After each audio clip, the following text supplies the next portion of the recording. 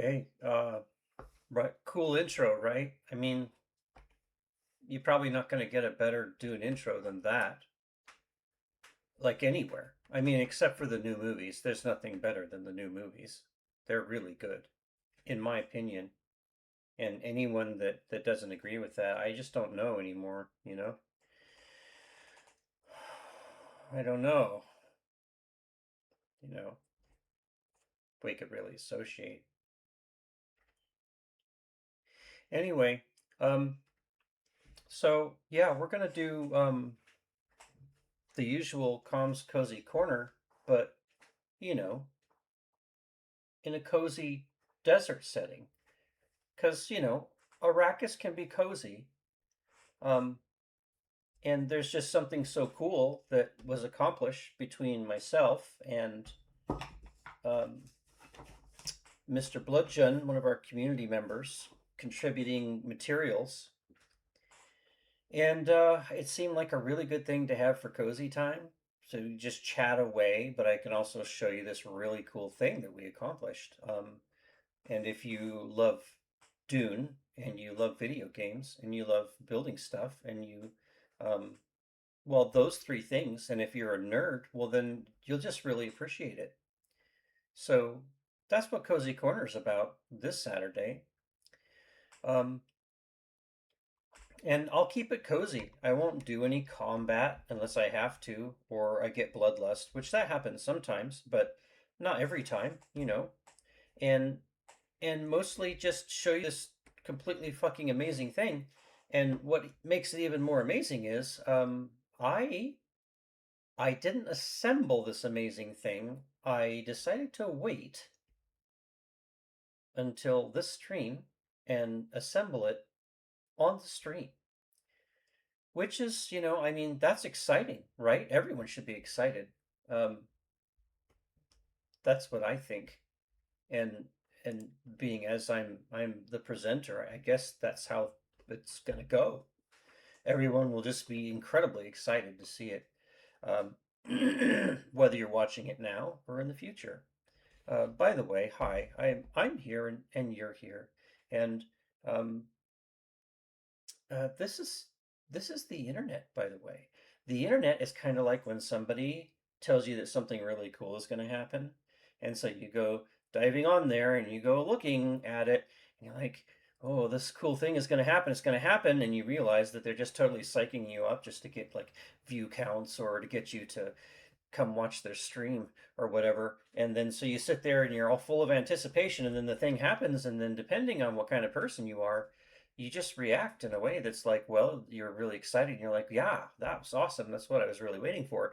Or you'll just be like 11 billion people who are on the internet reviewing things every day, and you'll be like, yeah, well, it wasn't that great.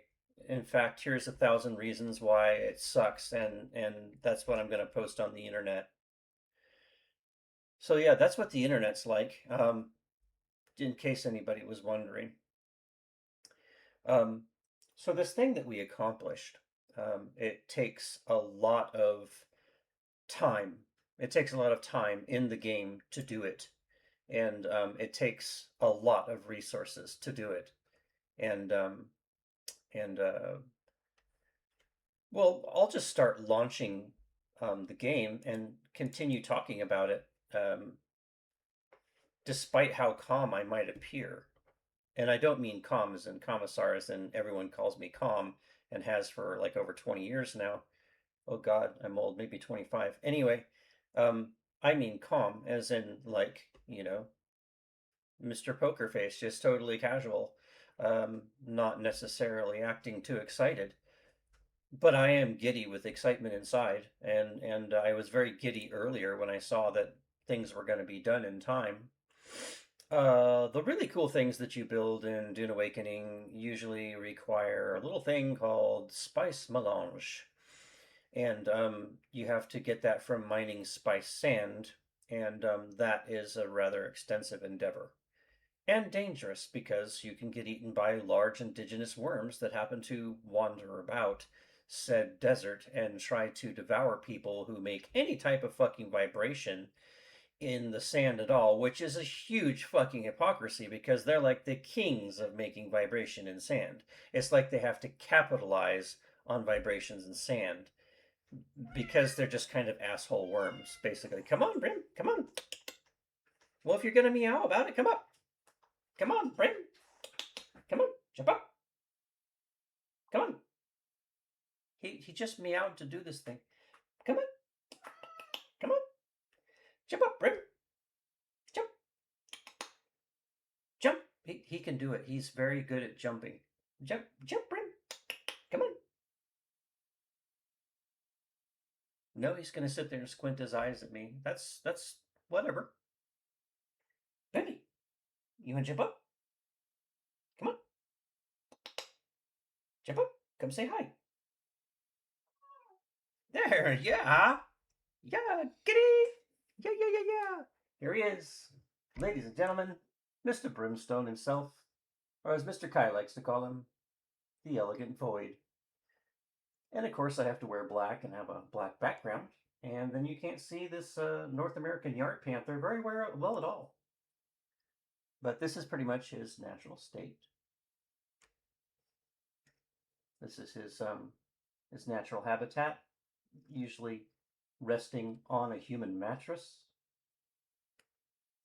Yeah. And he's going to climb up on my shoulder farther. I don't know why. He's 9, you know.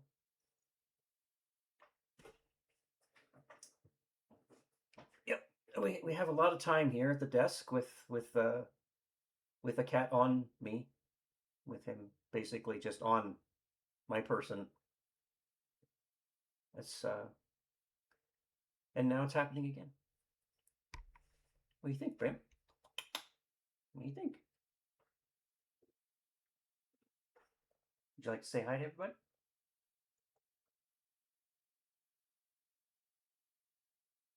Say hello. I'm Brimstone, famous North American yard panther.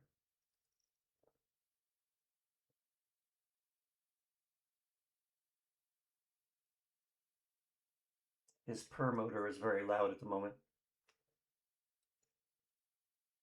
Or as the demons that he chases like to call it, the siege engine. All right. You ready to get down? Oh, do you want to get down? Are you gonna stay? What are you doing? You want to jump? Jump. Are you stuck? He might be stuck on my shirt. He does have those claws things. What do you think, Brimmy?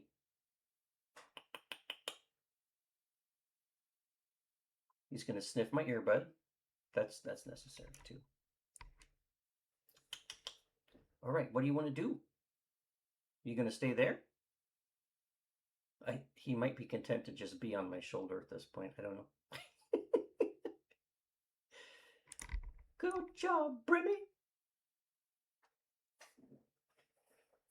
All right. Well, we'll try this.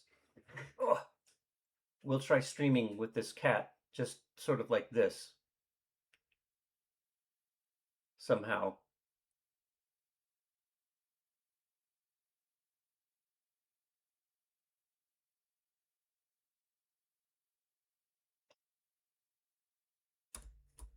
Oh, oh, I guess he's gonna climb on the back of the chair. That also is that's normal as well.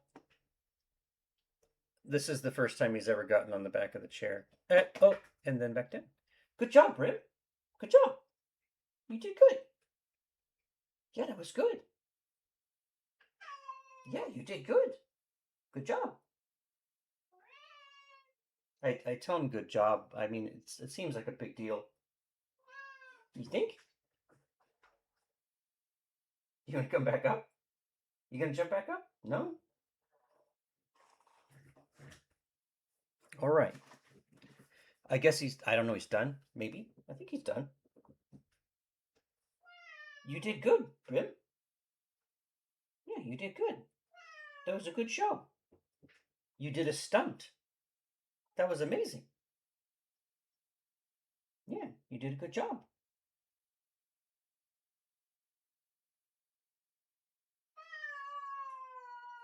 You want to come back up? Come on. Come on.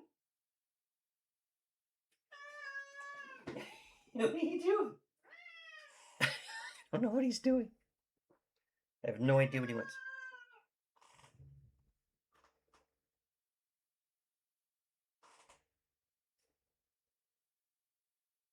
Hello, Brimstone. What do you want? You did a good job. You could be your own streamer. You could have your own stream. He seems like he's thinking about that. Do you want to have your own stream?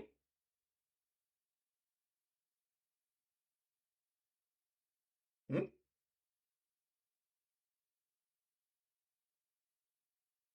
He's very thoughtful at the moment. Elof, hello. I'm communicating with my cat. He's very involved in the stream so far.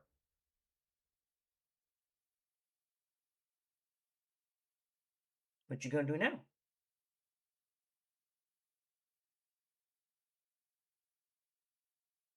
He's so contemplative at the moment. I can almost hear the gears grinding. What is it?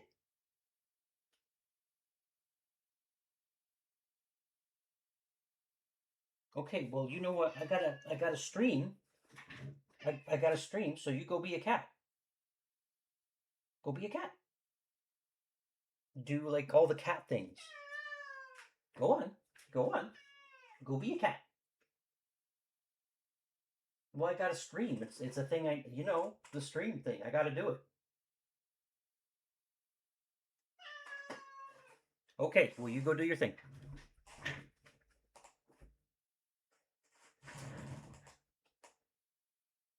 Go be a cat. Go do stuff. Do you want to come back up? Come on, jump.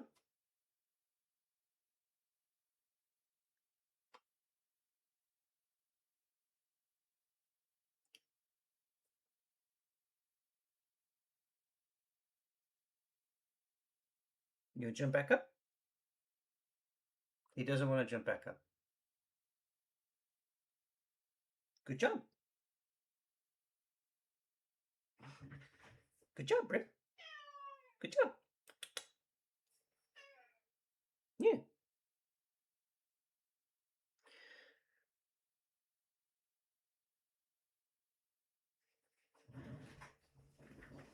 Okay. Well, you have fun doing cat things. Oh yeah, I was launching the game.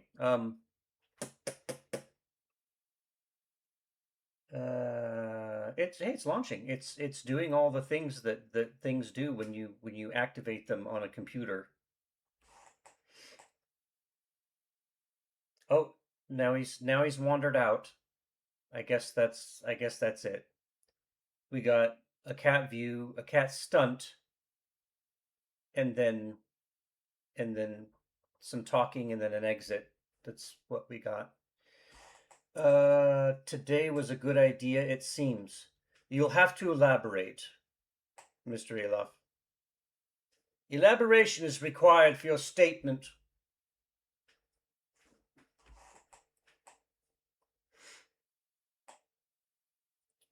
$69 unique viewers and 5 new followers. Oh, for the alt build. Well, I think it's a really, really cool idea, especially for like money conscious people. For those that don't know what I'm talking about, Elof Games here has a channel called Elof Builds, and let me do the responsible streamer thing here. Um,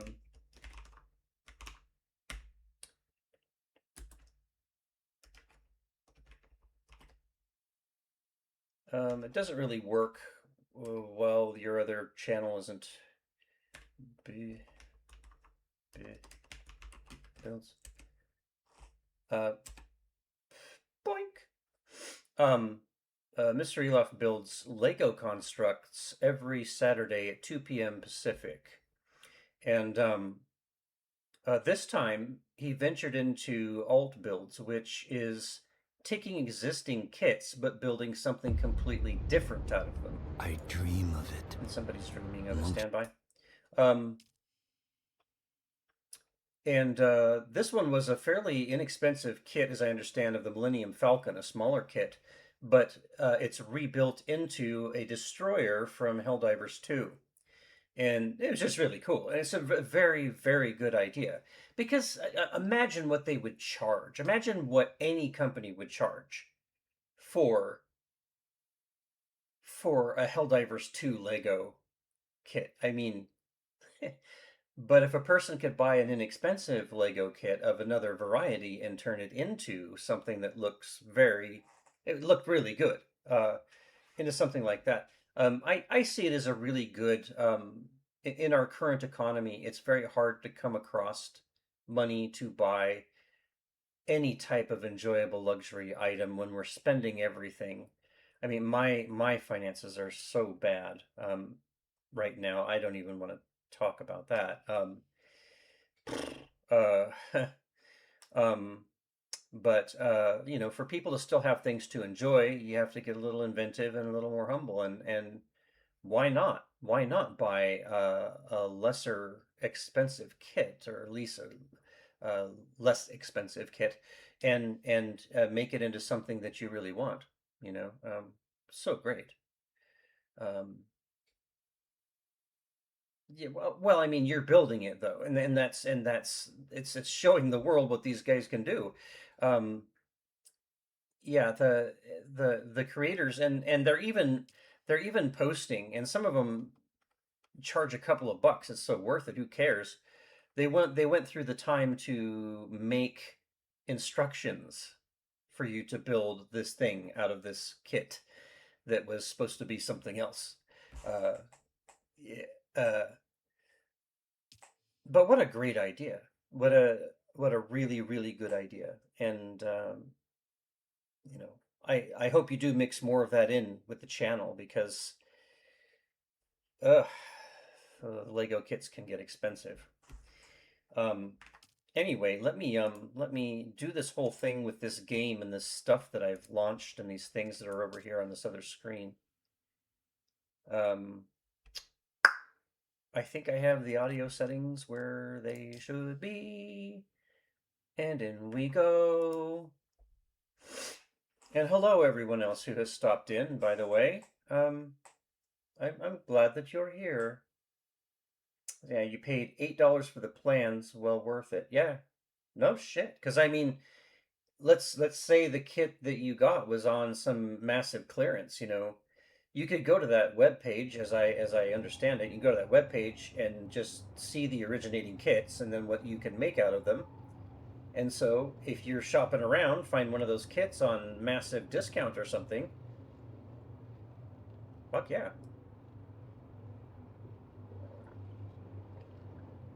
Okay. So, yesterday, where we left off, we only had a couple of these wings made overnight. The spice doth flow, and I processed more spice into spice melange, and now we have 1, 2, 3, 4, 5, 6, 7 out of 8 required, and I believe we're more than able to produce wing number 8. And here it goes. It's a making. It's making. Making like bacon. Harkonnen bacon.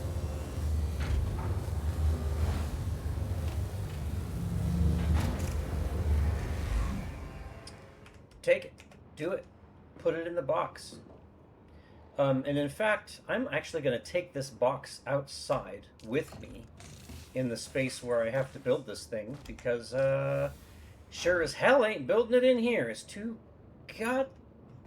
goddamn big. Alright, here we go. Boop. The Harkonnen pixel daughter doesn't actually go boop when she jumps. That was me. Just want to explain that. Now, if I looked at all of the website information correctly and made everything I was supposed to make, we are about to build a carrier ornithopter. And this is my first time building one in Dune Awakening, ever. Okay. Box, bulks, baux, place baux. Alright, let's get started. We gotta put the repair tool, or the, the welding tool in here, and we have to do some assembly. Here we go. Let's start with the chassis. I don't know how much of this I can carry in my inventory. And then there's 2 asses. It has to have, well, actually, let's do the engine and the CPU generator.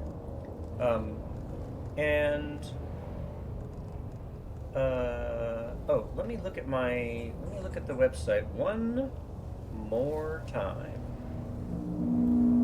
I had it saved on my phone as I was going through all the stuff I had to make.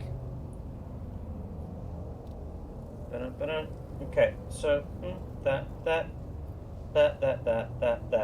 and that. Okay, I think I have all that. Those are all that items, and I have them. No, the backpack is full. That's okay. We'll just build them. We'll build a little bit at a time, won't we? Okay, so let's go to the tool, and we're in the, holy God, that's really big.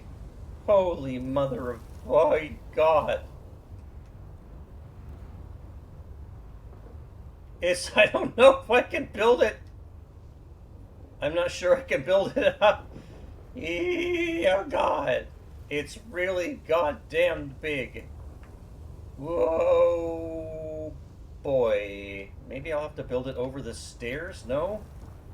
No? Oh God. And here I thought I built a big enough place for it. Alright, let's just go. Alright, let me get... No. Oh my word. It's too much. I don't think I can build it. Oh boy.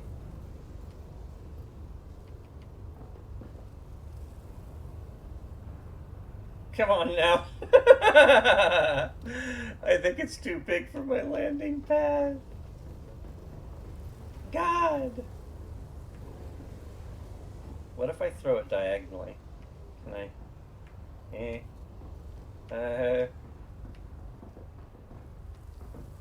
Diagonal. No? Really? I don't... Come on, baby. Come on now. You know you want to be built today, baby. Come on.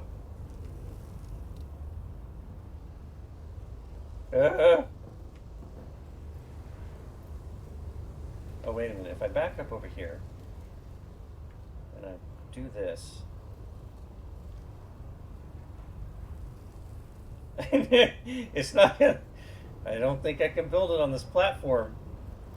Oh, no. Okay. Plan B. Plan B. There's another place we can try to build it. Oh, God. It's bigger than I thought. Oh, shit. Okay. That's all right. We have another spot where I just don't want to build in the dirt. It feels too tacky. All right, come with me. Come on, box.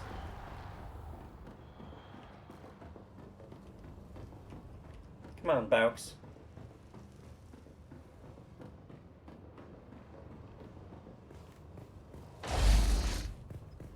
Let's take a walk on out to the front platform. The entrance, the driveway.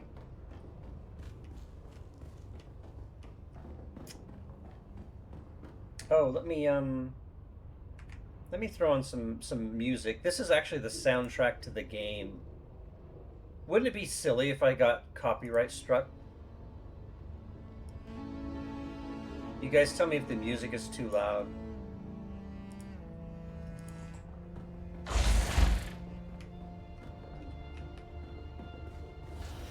Okay, Baux. Sit here.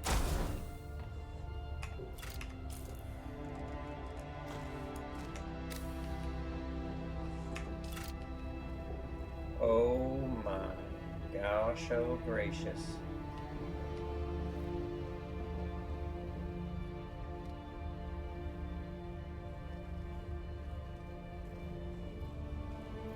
To build it in the air? How does that?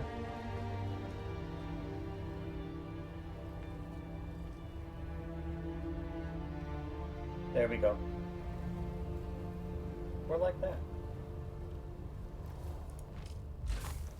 Holy moly!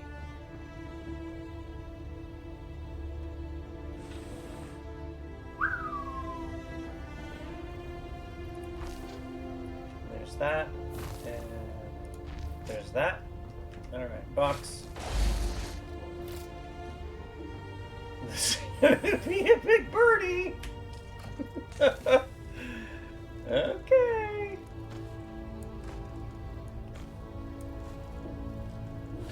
Can I get more?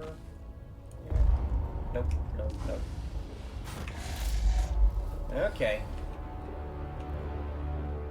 This thing is so big it has to have two asses. There we go. Ass number 1, ass number 2. And, wait, did I thought I placed it. Go. Oh, there.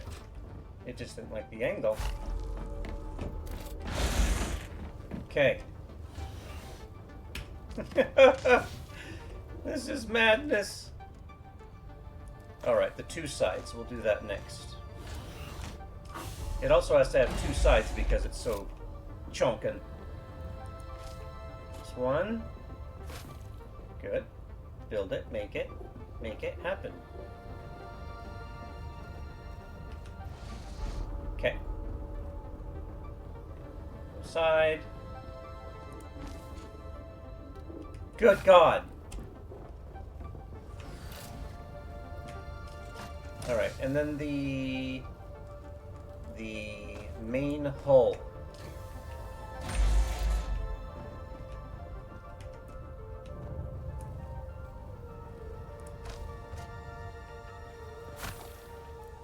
Holy shit sakes.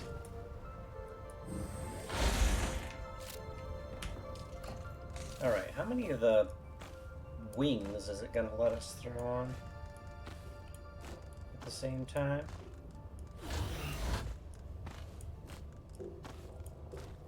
Well, I can hold them all.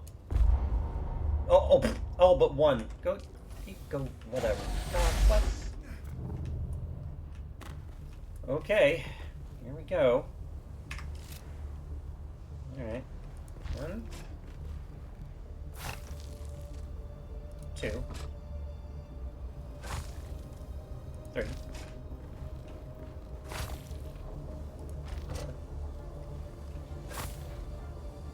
5.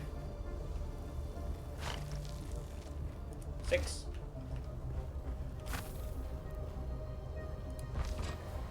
7.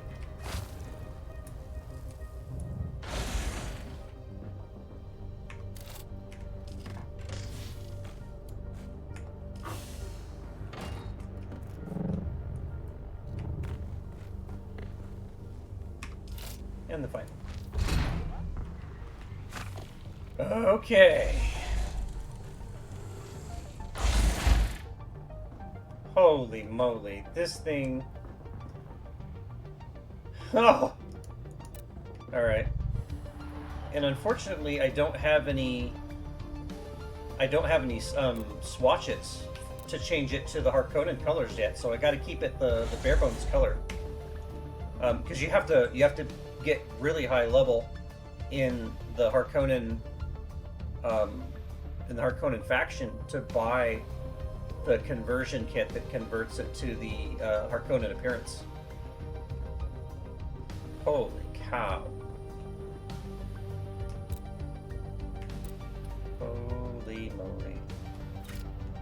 What a monster. Well, let's see if I can even land it on the pad over there. I gotta go grab a couple of fuel cubes. It's gonna drink fuel like you know, what's a good comparison? I don't even have one right now. I don't have, my words are gone. Okay, this is probably gonna eat a couple of these large cells, so.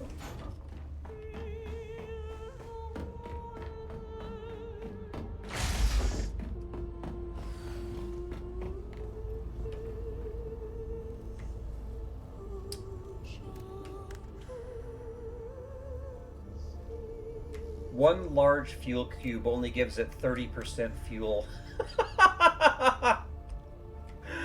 Oh my god! Oh boy.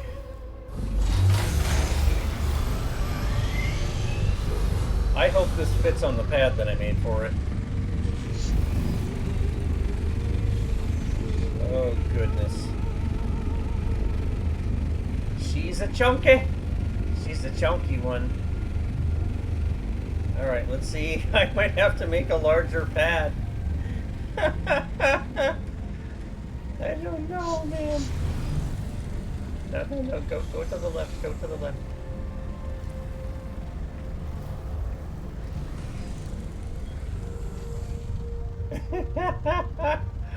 Oh man, oh man, oh man, oh man.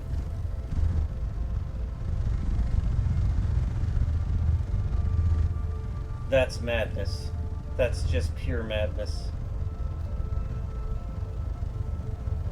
Damn.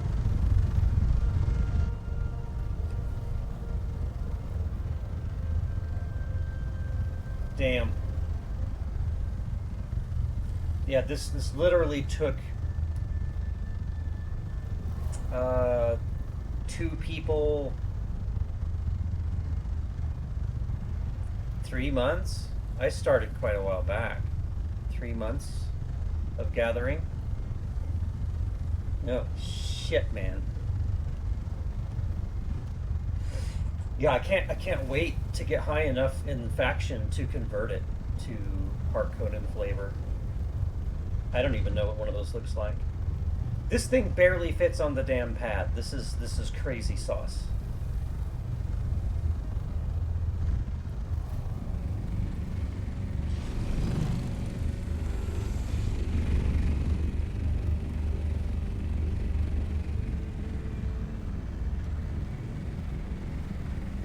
Yeah, wow. Wow, wow, wow.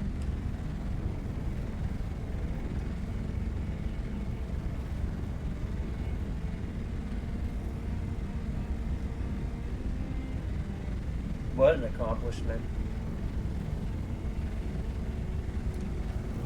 Okay, so now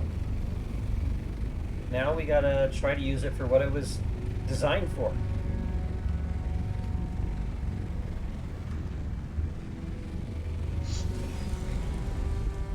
Crazy. This is madness.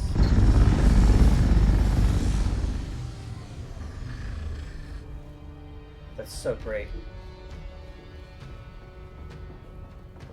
And there's modules that you can build onto it also. It's amazing.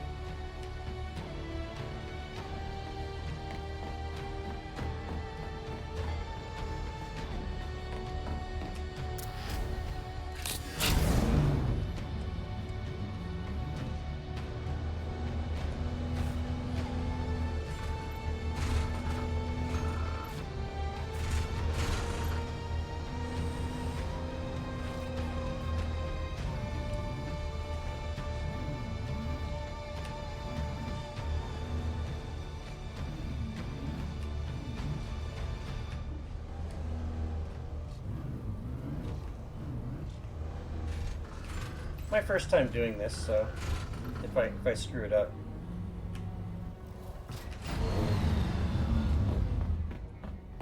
Feel free to make fun, I guess.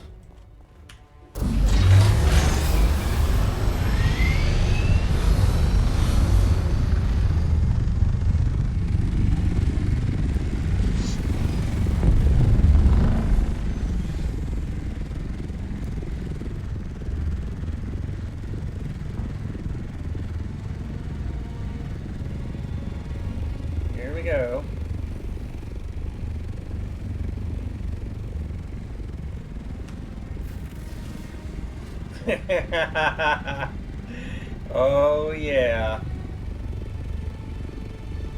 Oh yeah.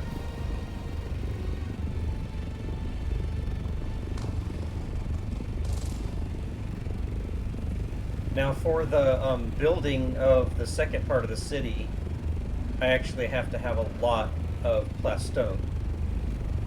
So this will be my first trip using the carrier for its purpose, to carry a vehicle, this and a mining buggy, over to the area that you would want to grab all your stuff. Whoops.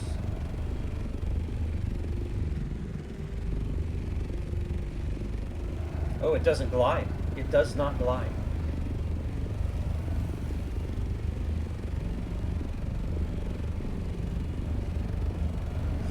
And of course, there's a spice meteor hitting like right where, right in front of us, and I'm not going for spice.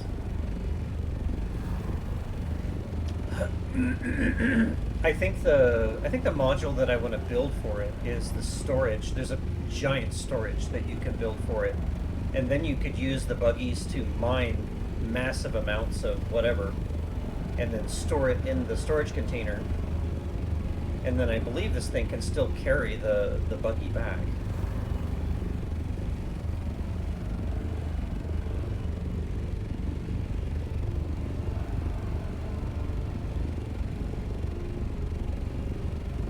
Whoops, too high.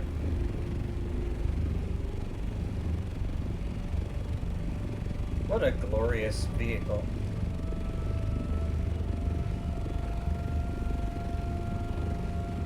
Insane. Insane. And unfortunately, Mr. BloodJunn, that helped contribute to this, he got a new job shift where he has to work on the days that I'm streaming. But he'll get to see this anyway.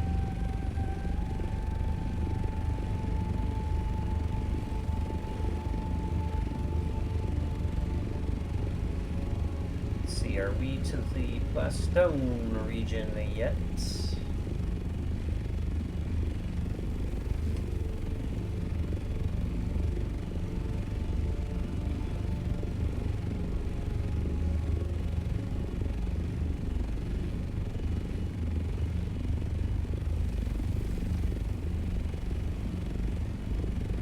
Another thing that you could do is you could gear a ground vehicle for combat. You know, make weapons for the ground vehicle, and you could drop a crew of people to do a ground assault with a ground vehicle.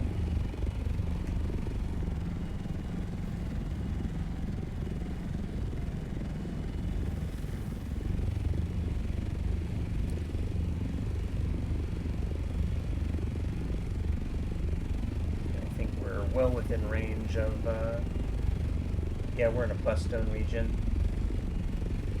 Yeah, lots of plastone.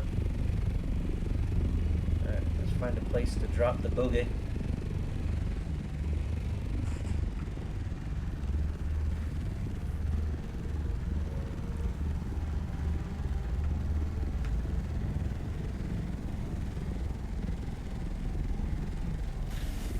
Very smooth mechanics. Now I just gotta find a place to comfortably land this thing with. Oh God. Where am I gonna put it?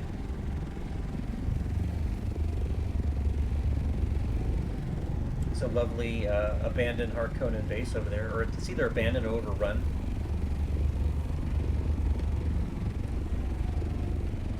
Can I park on this horribly inappropriate landing area? It let me. There we go. Awesome. Awesome. Where's the buggy? Where'd I put it? There it is.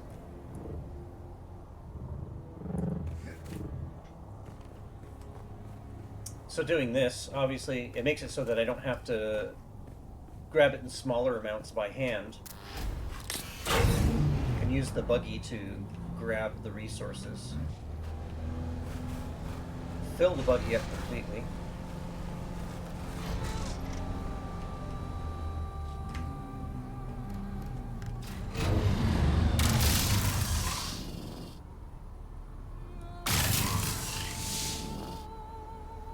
Not effective for mining? What are you talking about?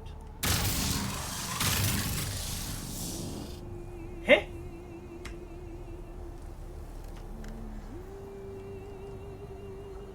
What?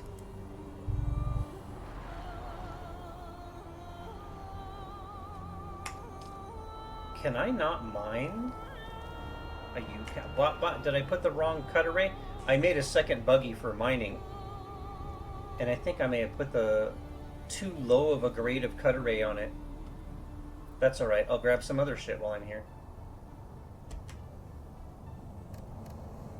I didn't bring one with the one that has high enough... My other buggy has a high enough cut array to mine plastone. What? Go! Climb!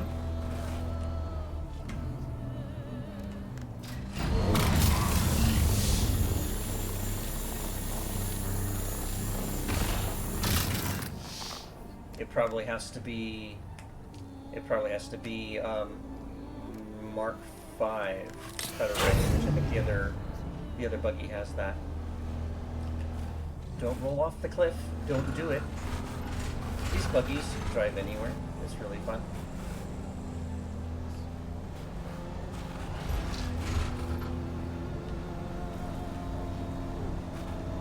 I wanted to grab plastone, but oh well.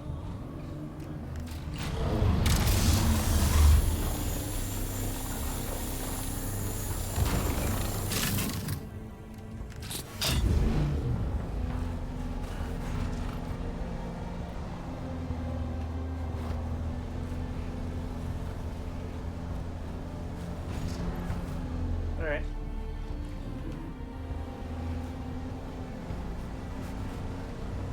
There's my experiment. Carrier works as intended.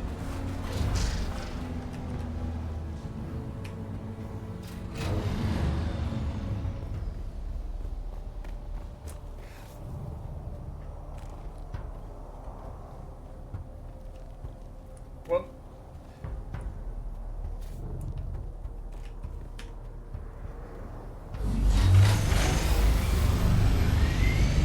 look at the wings!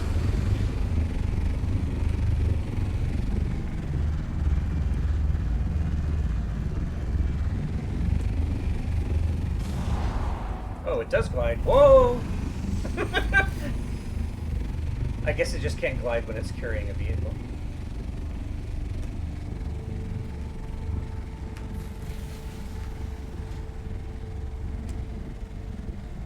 Uh-oh. Where'd the buggy go? Uh-oh. What did I do? Did I just launch my buggy somewhere? Where did it go? What have I done?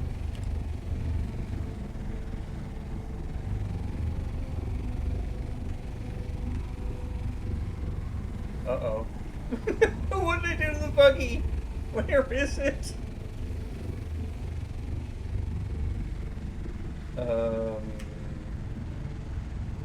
Yikes.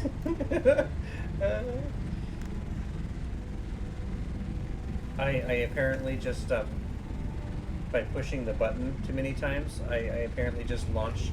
Oh wait, it says it's down here.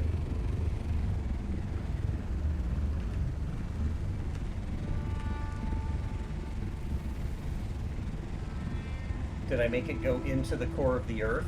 That's too... What has happened?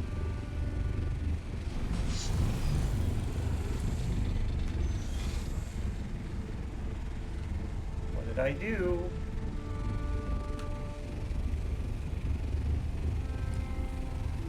Oh no. I glitched my buggy into the core of the Earth.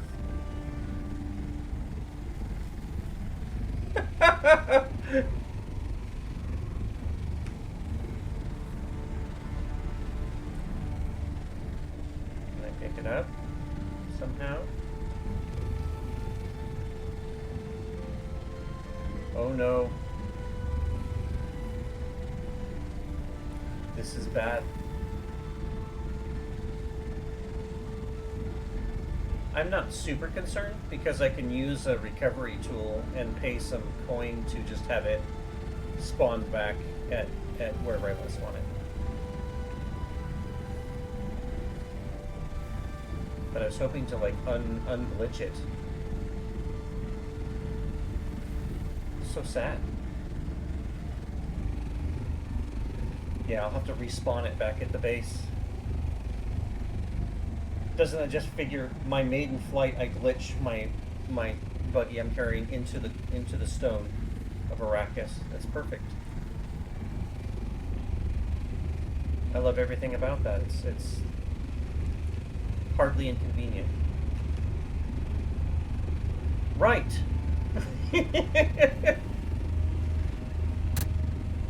When picking up a vehicle, don't tap the button too quickly. You might launch your vehicle into the crust of the earth.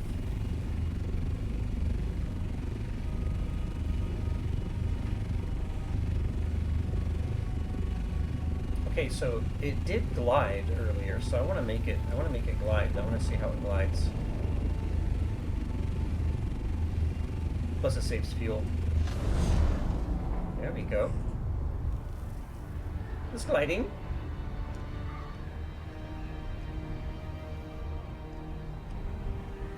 What a beast. What a construct.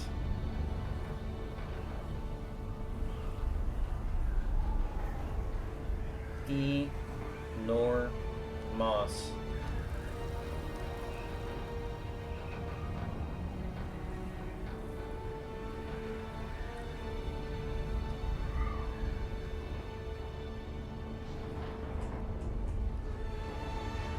And hello to everyone who has dropped in.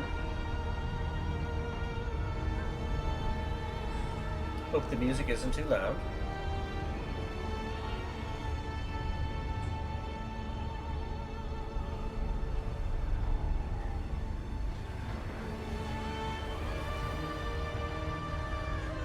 It's amazing.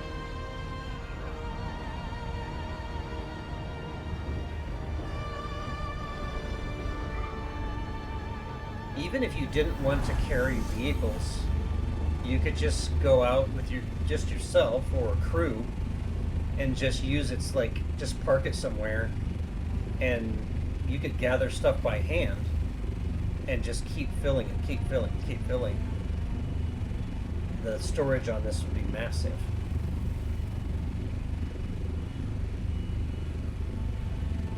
I'm going to have to make numerous fuel cubes for it. Large fuel cubes.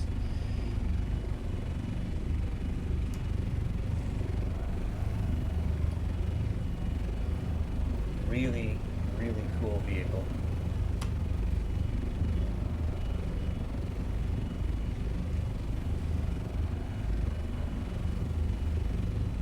Headlights work. That's important, I think.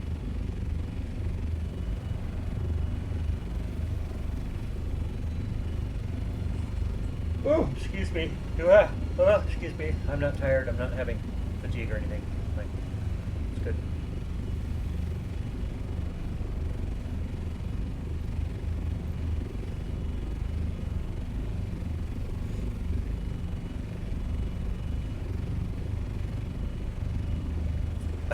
It's still making me giggle that it barely fits on the platform that I built for it. May take a little reworking.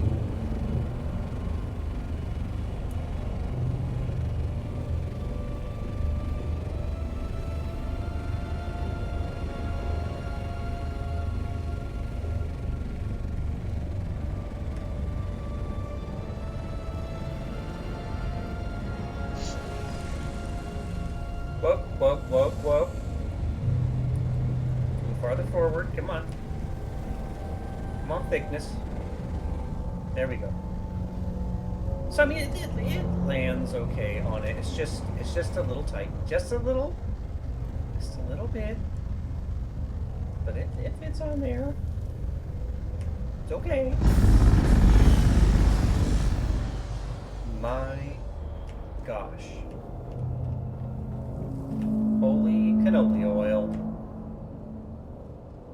Yeah, it has no storage presently, so I have to decide what I what I wanna build for the module. Pretty sure it just needs a big old storage box on it. But I also need to find out if you put the storage box on it, can it still pick up vehicles? Because that there is a valid question. Let's see. Storage. Oh, Jesus, I only need 135 more spice melange. Naturally. And 11 billion plastanium ingots, which are no easy creation either. But that's okay. Anchor points that can be lifted. Oh, the cargo box is just something that can be lifted.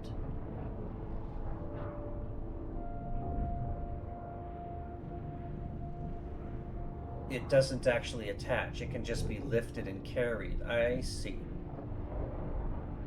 So that's no good. I don't want that.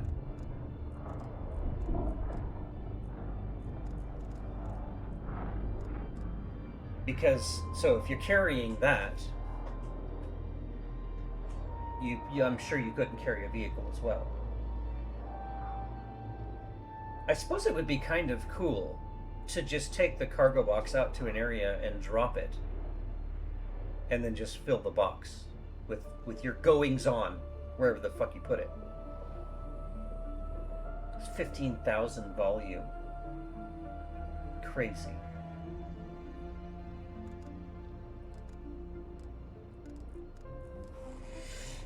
Man. Holy moly.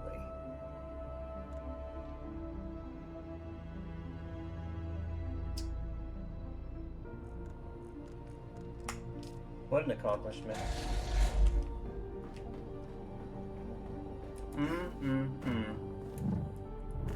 Let me grab the rest of these large fuel bits.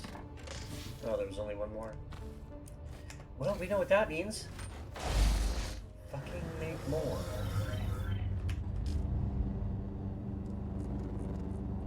Large. I can't make large. Oh, I need to go out and gather some... gotta go gather some fuel cells. Because I just dumped them all in the base. It's alright. We'll throw this one in there.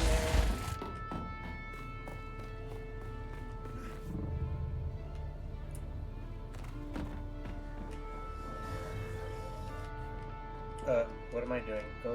Go. Force of habit. Go up to the big one.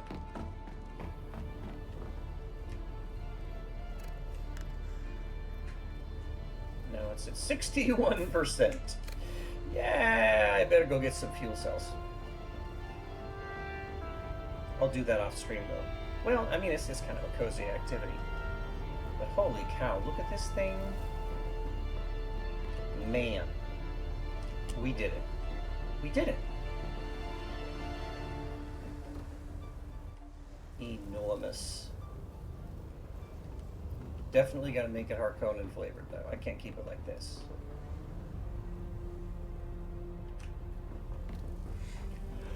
Oh, excuse me. Really? Oh. I'm not tired. I'm not fatigued out. I'm trying. I probably shouldn't do it anymore, but I'm reusing black electrical tape stripes. They don't stick very well the second time around. Probably a horrible idea.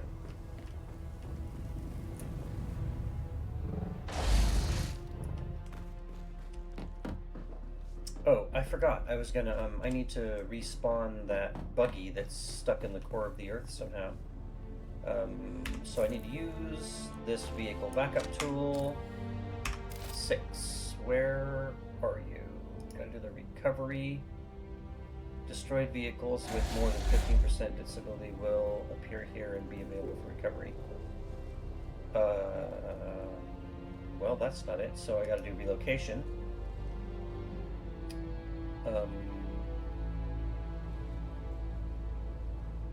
That's not the right buggy. Oh man, I'm gonna lose my ore. That sucks.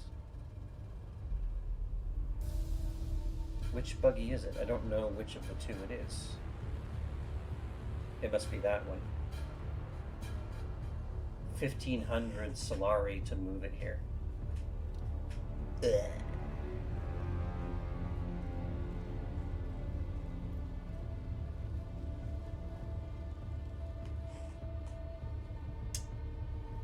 It must be that one. Because I think it's showing me the two closest on the left, so it has to be this one.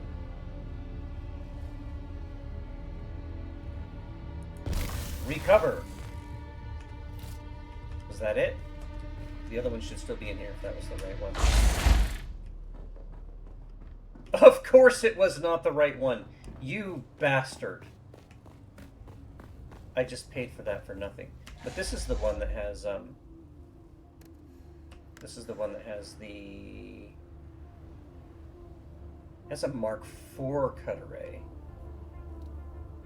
I gotta look up which is what and where and why and everything. All the what's and what's it's, the who's it's, and why where. Okay, let's park this one. So that wasn't the one. That wasn't the right one. God damn it. You stay in here. Okay. Let's try again.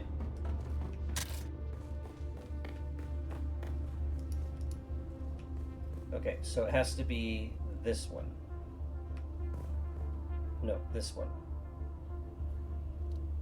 Yeah, because it put that one over there. Yeah, it has to be this one. Is that right? Did the other one stay here? Yeah, okay, so that's how it works. Okay, got it. Roger! So this one has the...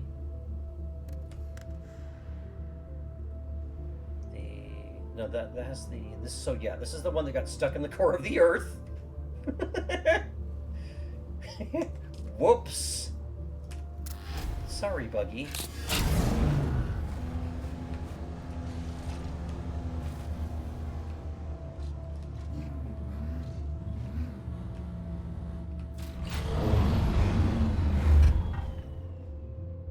This one has the Mark V cut array. I need to figure out which... I gotta figure out which one is which. Like, which level will do the blast stone that I need to gather in massive quantity for building everything under the... everything that existed. Cut array, cut array, cut array, cut array. Yes, basalt. I keep saying plastone, but I have to mine basalt to make plastone. That's what I meant. So the Mark VI does for sure. What about?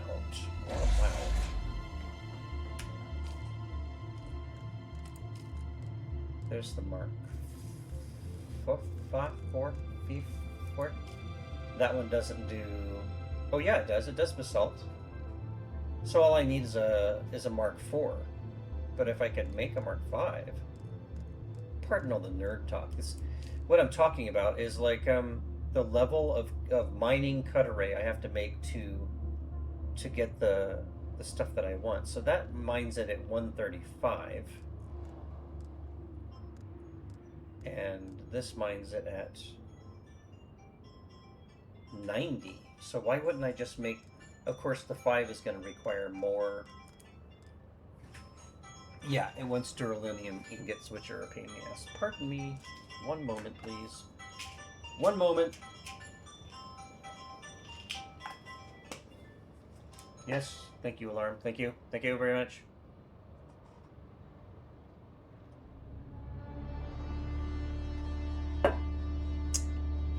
So, it would behoove me, as they say, to just make a Mark V. I can mine what I need right now with the Mark IV buggy, but I should make this 5. I should. Can I make duralinium ingots? Let's see what I got. Can I do it? Yeah, I can make quite a few. It'll destroy all my jasmine crystals. That's fine. It's fine. Mr. Condensosaur, if you're just getting here, I gotta show you something. I gotta show you. Heavily compressed lizard man of the past. I gotta show you something.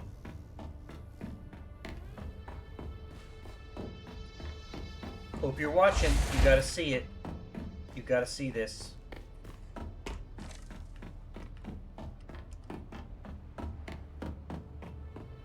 You gotta see it. Look at it. Oh God, look at it.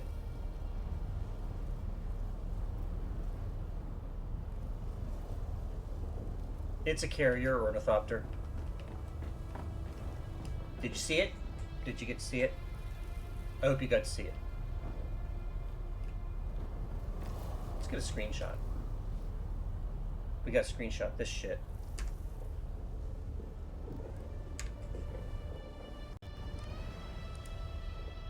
There we go.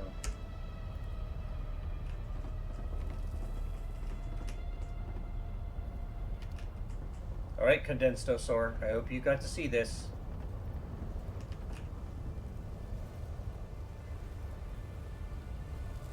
Eight wings.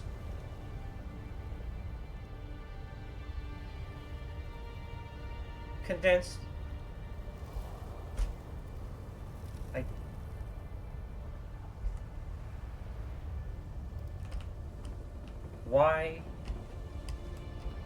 Why so sour, Condensed? I don't understand. Trying to ruin my feeling of accomplishment and my mood after months of work. Why, Condensed? Why? The hell have I ever done to you? Oh, yeah, I was gonna see how close we are to making what I want to make.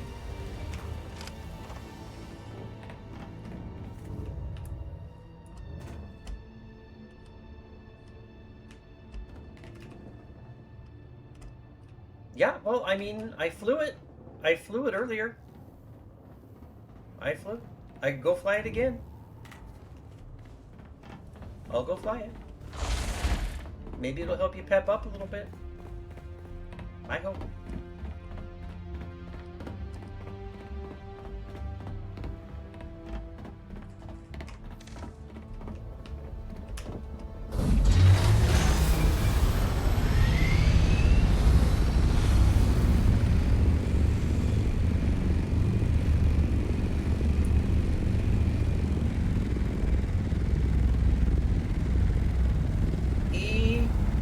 Enormous.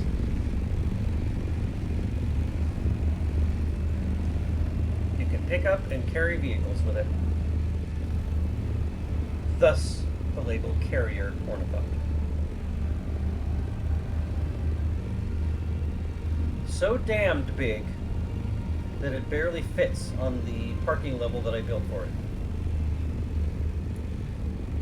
In fact, maybe I better try to park it lengthwise. I think I'll try to park it lengthwise. That would be, yeah. Whoa, whoa, hold on, thickness, hold on, thicket. Hold on, baby. Settle down now. There we go. There we are. There we go.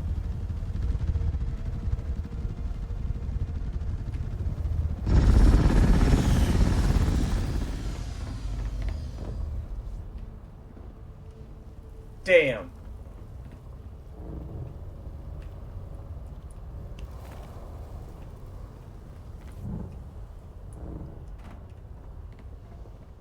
There you go. You got flight. Try to make you happy. I hope it worked.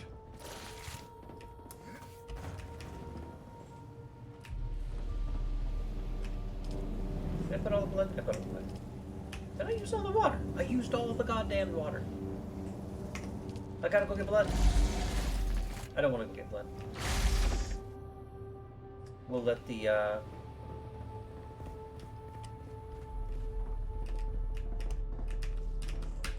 Miss Tiana, hello. Hello. I was just celebrating. Look, I'll go back up. You just got here. I got to show you. I'm showing it off today. There's a reason I did this for my Komm's Cozy Corner tonight. Look it. I built the largest ornithopter in the game. A carrier ornithopter.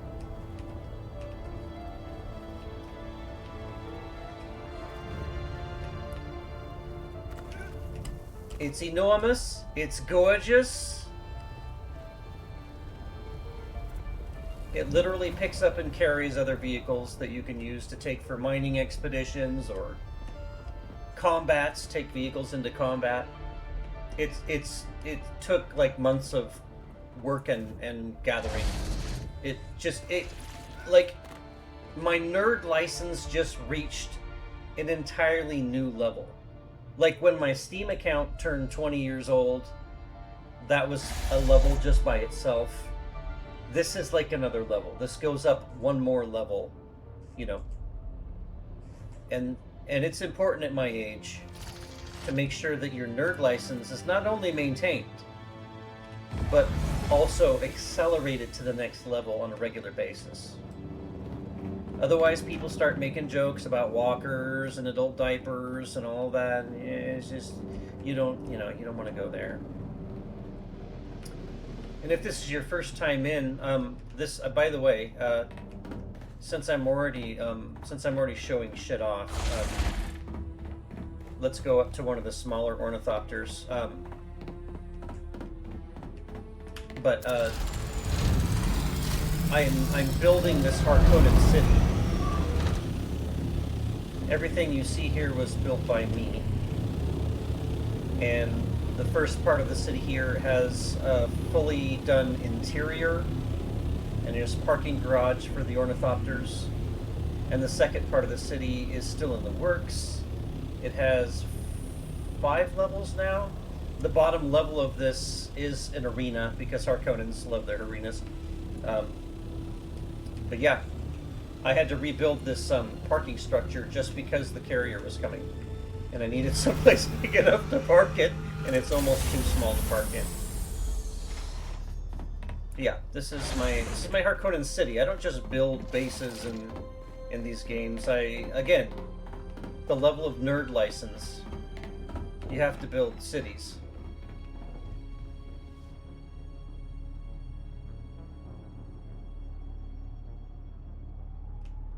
This is the industrial part of the city where the working folks and some of the people, these are apartment buildings and living areas that players from the community can come and inhabit. If they don't want to build a base, they can just take up residency. This is mine up here.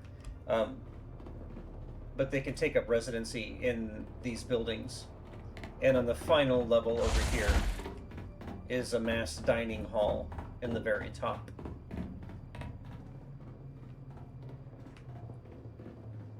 I even decorated the tables with dinnerware and drinking stuff and holograms of their home planet, Giddy Prime. That's windows. It has windows all the way around and ceiling vents to bring in more light. Yeah, I go a little bit crazy, I guess. One could say. Each of these larger apartments, I decided to take this one. Each of these has 3 levels. There's a bathroom because, Harkonnens have to have their place to go to the bathroom, apparently. A sink.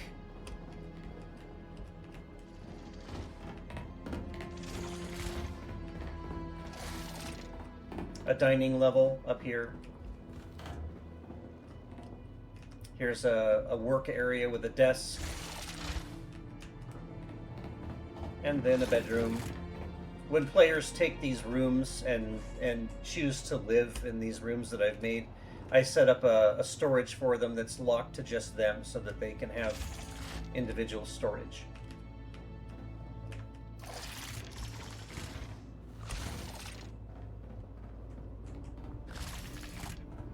But yeah, I love making community bases. I love making community assistive things. Um, because I may be medically retired, but lots of folk are working, and they don't have time necessarily to grind, but they do want to have cool things. And so, if there's an element of the game where they don't want to grind away, or if they just hate grinding, or they don't like building, there's things already built for them as far as living spaces. And I try to gather enough resources that everybody has enough resources to do stuff without a lot of grind if they don't want to do it. Um, I even turned off the sandstorms on the planet so that when they build something, it's not destroyed by sandstorms if they don't get to log in for a while and pay for power for their shields or whatever. There's nothing solidly anchoring people to where they feel like, oh, I better log in and do this. I try to make it like 100% just come in and enjoy the game however you want to enjoy it. And this is my own private server. I rent it from a server provider. I like this little balcony area right here because you can look down into the rift. This is called Haga's Rift. You can look down in there and across the desert.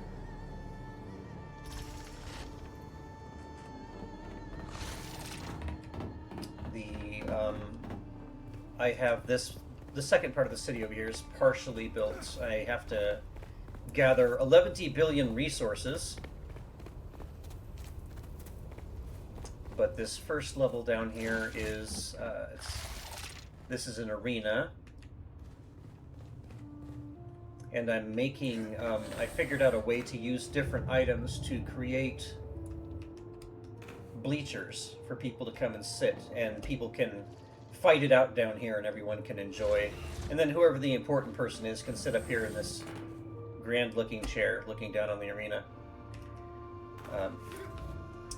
And then above the arena is going to be a bunch of, I'm going to try to simulate stores, but this whole area here is going to be more living spaces and stores and just decoration, just all kinds of stuff to look cool and people can enjoy the area.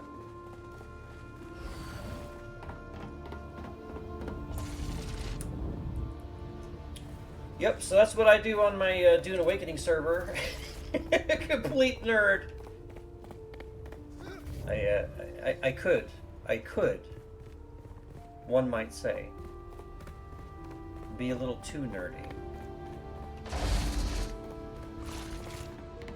Mr. Condensed says, oh, and thank you, Miss Tiana, for the comments. Thank you. But what if I wanted to be destroyed by a storm? For old time's sake, Mr. Condensed, you're in luck because you can travel to a place called the Overland Map, which will take you to the deep desert. And in the deep desert, I can't turn those off.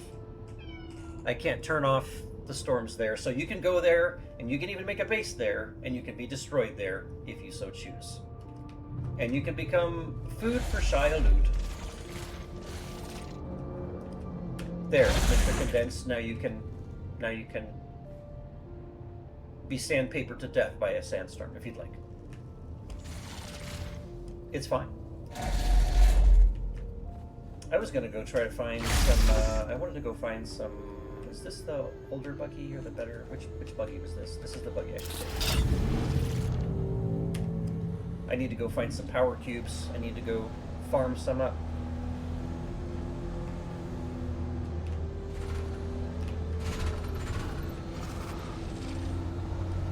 Oh, and the front of the base, I made sure to do, it's dark right now so you can't see it very well, but the front of the base actually has Harkonnen flags, tapestries hanging, and there's a, maybe if I turn on the light, you can see it. There's a really cool face structure as part of the gate. And you can stand on that balcony from the second level.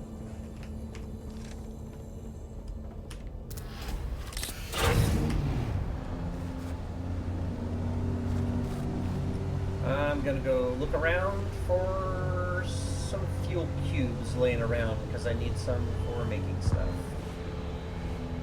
that guy is launching a flare. Everywhere that you travel in the game, you have something to do. Like I'm being attacked by random dickheads by that wreckage, which is nice. That's great. And that guy standing right there shot up a flare to let you know that he's got some work that needs to be done. And you can do quests for that guy if you want to. And there's faction quests, and there's storyline quests, and there's quest upon quest upon quest. There's a global competition doing what's called Landstrat quests, where you're competing against other guilds for fun on a weekly basis, and you can if you're the winner, you get some pretty cool stuff. But even if you don't win, just doing the quests, the Landstrat quests, you get cool rewards and stuff too. And also, if you're really super complete nerd and your character looks like this, you do your stream with black electrical tape on your head to look like your character, to be even more of a nerd. That's what you do. I didn't know if anyone ever told you that, but yeah. Oops, wait, wrong one. I'm going to pull the moisture from these night flowers using this device, and it refills my water container. Missed a bit. No. You can gather water that way.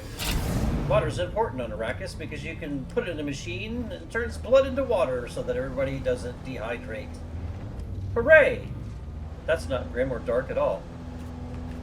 Mr. Coles, hello! Oh, I know you did. I was tempted to check on you earlier. I was watching the map. I was watching the weather map. I don't know exactly where you are, and of course it's not right for me to ask. But in your area, yeah. Unfortunately, we're going to have that now. Meteorologists are talking about how this is kind of the new normal, unfortunately, and so. The other night, we had 16 tornadoes in the outbreak. This was 2 nights ago. 16 tornadoes, 6 of which were in my state. One of them was only 30 minutes from me. And I actually had all my stuff prepped and everything just in case. But the squall line passed over us and didn't generate a tornado. But I was just at the park where I walk, and it took down one of the larger trees. So we're definitely having our fill of it as well. Oh shit! God, an electric explosion. There's so many things that people don't realize about storms, and even if you don't have a tornado, like the really shitty things that can happen, like that, it unfortunately pulls trees and limbs down on power lines, which yanks on the power line itself, which yanks on something in the house and causes some horrible short. And yeah. I always feel really bad for people who have who are still using gas, like natural gas for heating or whatever, because that's another thing that storms can cause really big problems with. They can open up a gas line, and then a down power line can spark off a fire. It's unfortunate that happens sometimes. 80 to 90, yeah. Oh, look, I'm being attacked in my vehicle. How inappropriate. I'm trying to talk to Mr. Coles. Oh, well, I guess she's leaving then. I don't blame her. Bye. But I'm glad you're all right, Mr. Coles. I'm starting to really care about everyone that I'm associating with in our communities, and I end up making friends and talking with people, and we all share those life things, don't we? As things roll along. Pardon me, I have to have a knife fight with this jerk.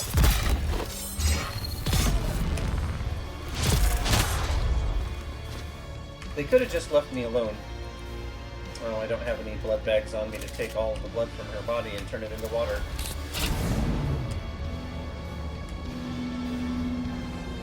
Yeah, so it's a funny thing, Mr. Coles, when like I have local friends that say, well, I feel lucky that we live here in Fort Wayne and the tornadoes miss us most of the time.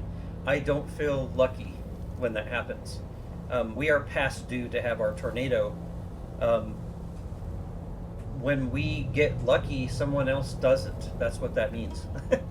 While I'm grateful that my neighborhoods aren't torn apart, as much as it may sound cold to say it, our neighbors have faced hell all around us. And so it almost feels like, could we just take one or two so that our poor neighbors could be left alone? Because it's not right. It's really not right. The last solid tornado we had here was 2012. I wasn't here at that time. But even that one didn't really do a lot of damage. One thing that was really interesting about this last storm, I watched Ryan Hall, and he has the best storm coverage, I think. I think the Sardaukar are trying to screw with me. Pardon me a moment. I'm gonna move down to where their stupid light can't catch me. No. The Sardaukar are the Emperor's private army, and they mess with people on the ground like this. Fucking assholes. Anyway, oh look, another cube. I'll take it. In this particular outbreak that we just had, it was looking like there was rotation forming, and there might have been a tornado that was threatening the radar for this region. So had that happened, it could have damaged the radar, and there would have been almost no coverage for this region, because the one in Indianapolis apparently covers a huge area. And I was like, damn, I really hope that doesn't happen. And I'm sorry, guys, let me catch up on chat. Same, I don't feel lucky at all with that. Yeah, it's a funny thing, and it's okay if people feel lucky. Some people have already had it, and it's, for them, when they've already gone through a lot of them, I'm okay with them feeling lucky if it misses them. Let's see, tornadic activity is not a zero-sum game. You don't need to feel guilty about not getting destroyed. I respect your view. I respect what you're saying. I do. But I honestly, I feel for the people around me, and I get what you're saying about zero sum, but I'm still going to keep my point of view. Respectfully, I'm going to keep my point of view. Not to shun you, Mr. Condensed. It's because given the choice of having somebody with a family having their house destroyed again for however many times, over having my house destroyed one time, I know what decision I would make if it were a choice, if it were not a zero-sum factor as you're explaining. There's just people like me that I can't help but feel for more than myself, and I have to. That's my perspective. That's my point of view. And even though my health sucks and I only have like 2 to 3 hours of stamina max to do something in a day, I actually have a goal of getting my basic first aid recertification through Red Cross, and in the neighboring areas when they get wiped out by a tornado, I want to go and offer free basic first aid, taking the lighter stuff off of the EMT folks and the people that need to do bigger things, and maybe even camping outside of an emergency room if they let me, and just handle the lighter things so that the heavier things can get taken care of more. And yeah, I may only get an hour, 2 hours, 3 at the most with my stamina and my health problems, but that's something. It's just a bucket list item of mine, and I hope that I can manage that. So that's just my perspective. It's just where I'm at. I'm sorry. Let me finish catching up. Our neighborhood was hit in 2022, or 2022. Our first year here. Oh fuck, the first year. That's awful. That's shitty. We had to stay in a tent in backyard for 2 weeks because we had no power. I am sorry. I am sorry. Ottawa was hit twice in the same day, within 30 minutes apart in April. Yeah, and the global shift in weather. It is a, it's an interesting thing, and it's not like the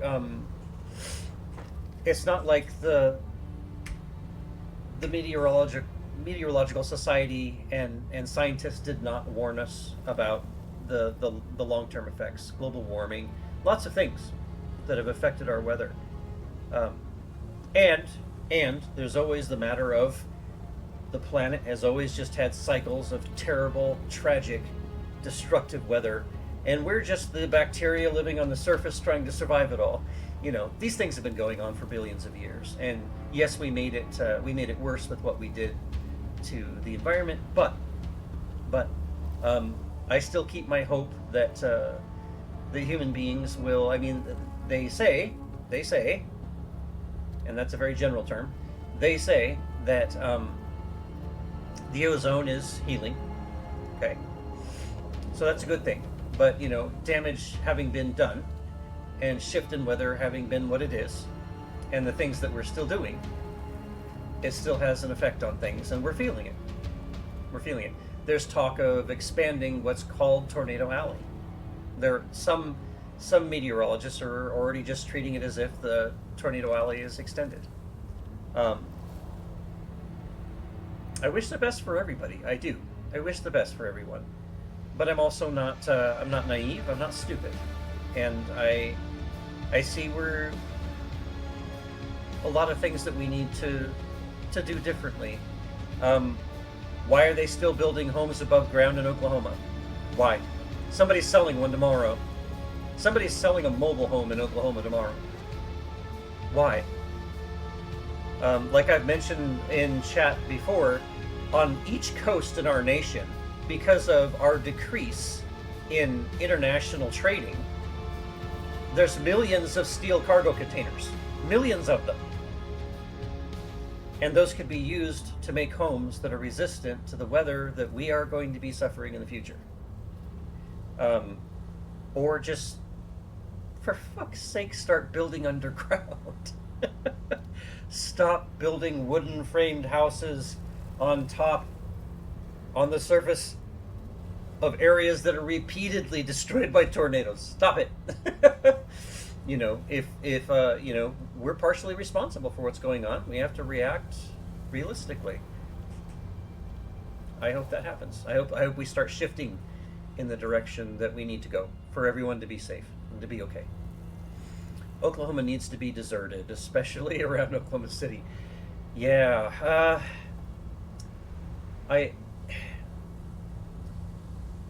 the money is always the factor, right?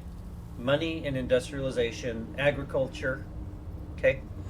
But the people that are sustaining that are going to have to start, those employees have to live somewhere. So start putting them in places that can't be destroyed by tornadoes. That's my point. How long is it going to take before we just do the right thing?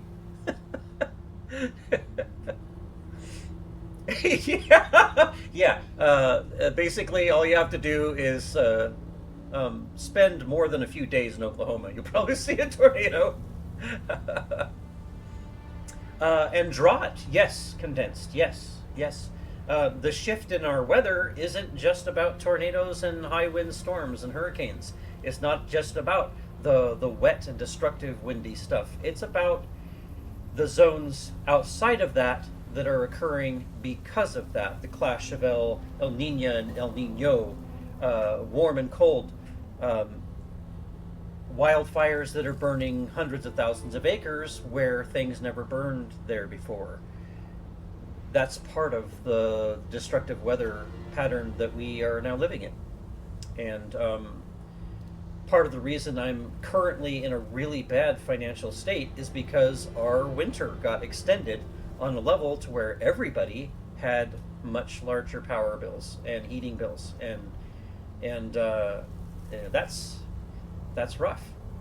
That's really rough. And then there's other places that are having it warmer than they're used to having it.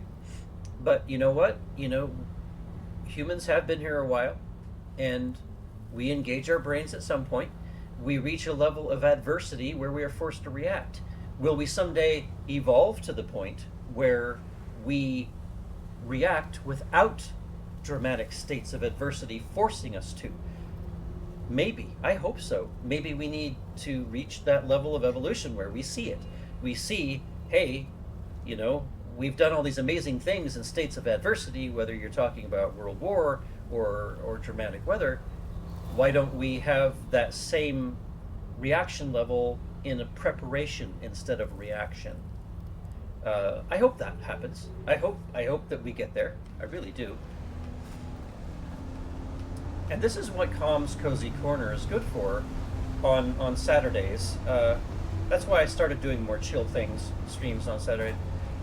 Getting involved in the conversations, talking with all my people that I have loved getting to know. And I'm shooting my mouth off a lot. Let me park this thing, and I will catch up on chat again. Parking dune buggies, literally dune buggies. Spent enough time in my life in OKC to concur. Yeah, you did, Elif. Yeah, you deserve your break. Doesn't matter. There are plenty of people there dumb enough to stay and try to make it work anyway.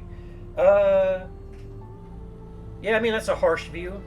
That's a harsh view, but I do have a lot of people I care about that feel stuck. They feel stuck, and for reasons that they are very, very much able to explain. And some people may see it as no excuse. I'll give you an example. The guy that's like another child of mine, because he was like a brother to Asa. He and his wife would love to move elsewhere, but unfortunately, they have shared kids from other marriages, and those other parents are in that area and also stuck for their reasons. And also, they have aged parents there that own property, and they refuse to transplant. And so, if they leave, they have to make a decision on child custody that makes the children's lives harder. My kid just got promoted to sergeant where he works, and so there's a lot of things that really root people, and not everyone is as transplantable as those that have made the decision to be transplantable. It was not easy for me to leave the West Coast because so many people I care about are there. I literally could not have bought a house anywhere but here and live as cheaply as I do here. So I do get what you're saying. I do get it, and it seems like it's because they're dumb, but there's more. There's more to it. And even people who don't have as high of intelligence as we do, they finding some grace for them as well. I know it's hard. I know it's hard. Sometimes I know, but we all are where we are right now and trying to get better or not. And some people were never even raised to try to better their lives. And, there's lots of factors. There's lots of reasons. There really is. Komm, I know for fuck's sake, while I was making a generalization about Bomas being more, I don't worry. I don't ever take you completely, totally serious. But in case someone in chat was reading it and taking it seriously, I wanted to go on a spiel there. Elof and I have both lived similar lives and worked similar jobs, and we get gallows humor. I have to be careful about it because I can have very cold humor, and it throws people for a loop. Because also my poker face is very good. So, yeah. Don't worry, Elof. Don't worry. Yeah. You definitely earned your break from the area. Anyone who's been there for probably more than 5 years has earned a break from the area. It's so turbulent. It's so bad there. It's really so bad. Yeah. I Oh, see, yeah, you deserve your break for sure. Yeah, you could be very tired of it and be perfectly fine. um, Nice place to visit, even better place to leave. Yeah, I get it. That's how I feel about Los Angeles. Fucking LA. God. Almost fun to visit, even better to leave. Um, yeah, I always have to be um,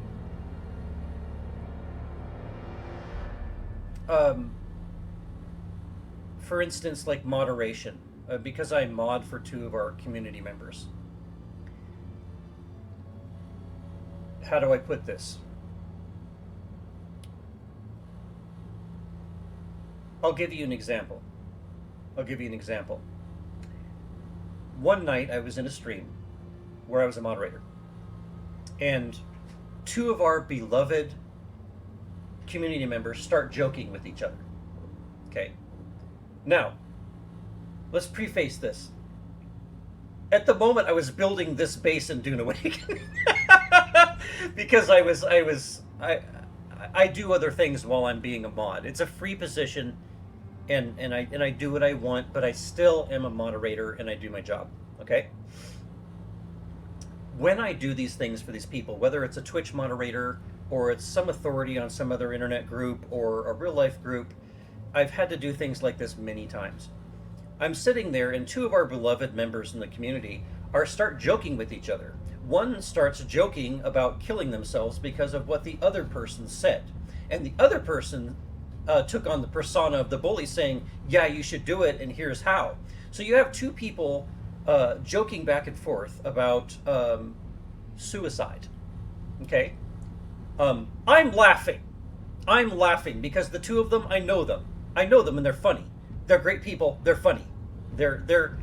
I'm laughing, but you see, one eye is always seeing through the lens of Twitch, and one of the things that Twitch is sensitive about is suicide talk and bullying, both. Okay.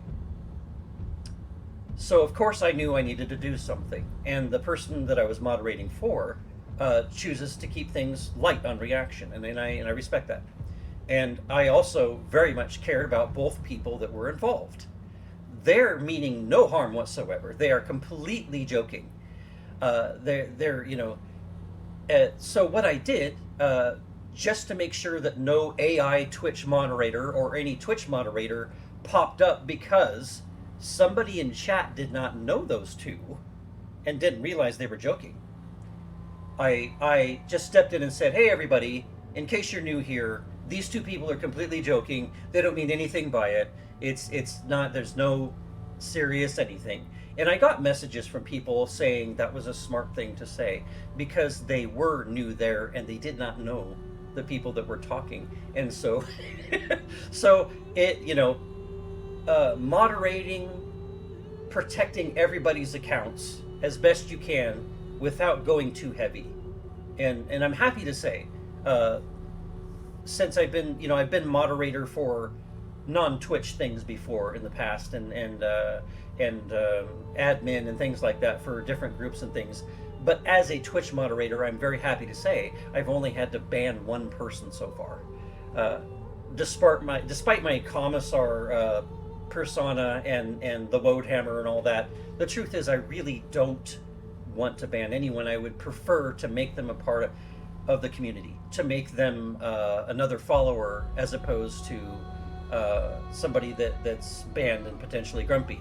The one person that I did have to ban, there was no way around it. He was there to cause destruction during a charity event, and I'm quite sure it had nothing to do with what he was talking about. He just wanted to cause disruption in the particular event we were having, and there was nothing I could do. But when I can, I try to save people. I try to say, hey, hey man, you having a bad night or whatever, just chill out. We'd rather have you as a follower, blah, blah, blah. Anyway, so that's why I sometimes step up and say something. You never know. You have to have your mind on the viewer that isn't you. You have to have the mindset of, hey, there's a viewer over here that doesn't know any of the circumstances, doesn't know the, what's going on, and they might take it as something really bad. So I try to be yeah. But yeah, Erica. First of all, I love that you're here as always. Miss Erica Yoshii, the constant ray of sunshine and the best made eggs you could probably ever find. Um,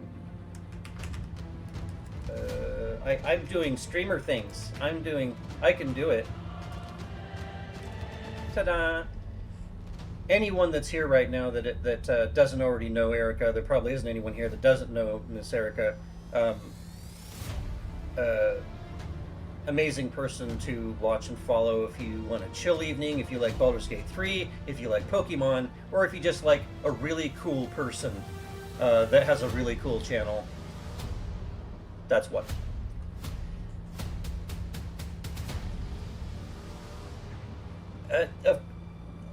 How did I know that Elof would be the one to speak up and say that? Erica, it may.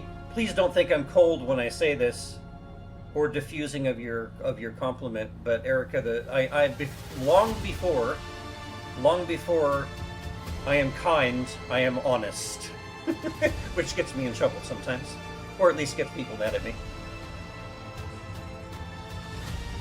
Yeah, the two of you are gonna start acting like some New York people on the street. Hey, who's this guy? Who the fuck is this guy, huh? Who's this girl? What are you talking about here? I hope the music volume level is okay. I hope. And I should really check to make sure that I didn't put it on repeat. That's brilliant. I could have accidentally stumbled into a playlist that had non-okay music to play. This is all from Dune Awakening, so I'm okay to play this without a copyright strike.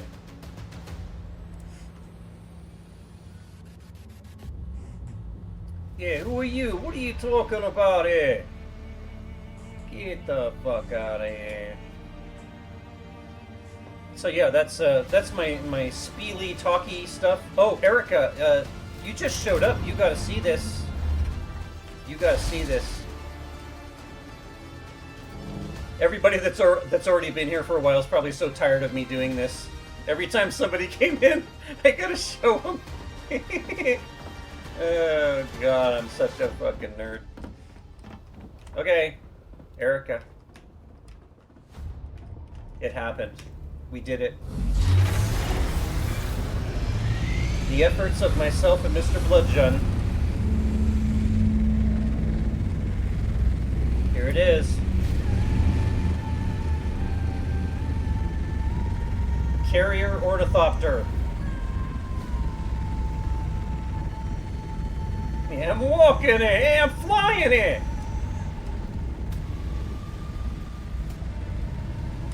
Miss Erica, this ornithopter is so large that it can pick up mining vehicles and carry them across the desert.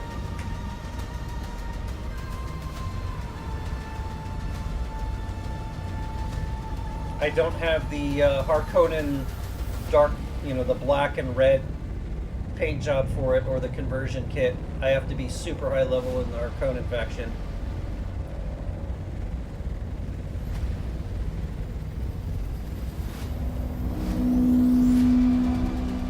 Yeah, so Elof,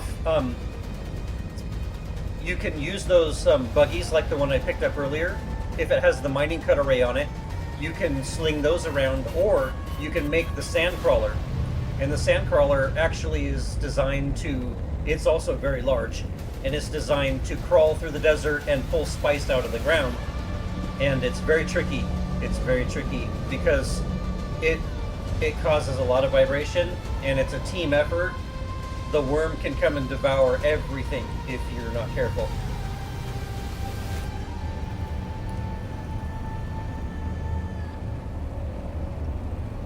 It's bigger than it's almost too big for the platform that I designed it to land it on. It's very silly. But yeah, this was months of gathering and side work by me and by BloodJunn and I. Whoa, impact.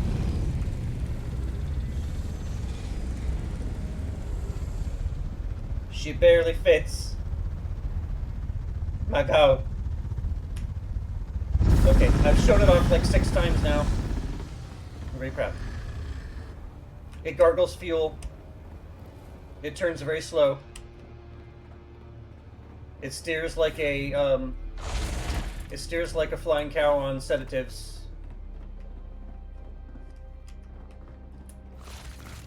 It's the truth. Oh, I was gonna make a bunch of shit. What was I gonna make? Oh, I'd have to make giant fuel cells to fuel my giant ornithopter. Good gravy. And I forgot to take them out of the, I forgot to take them out of the, oh, there's that. And buggy. Not that one. Buggy. This one.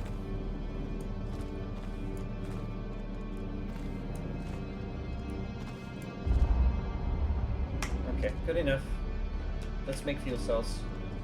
The biggest fuel cells. Make the large ones, please.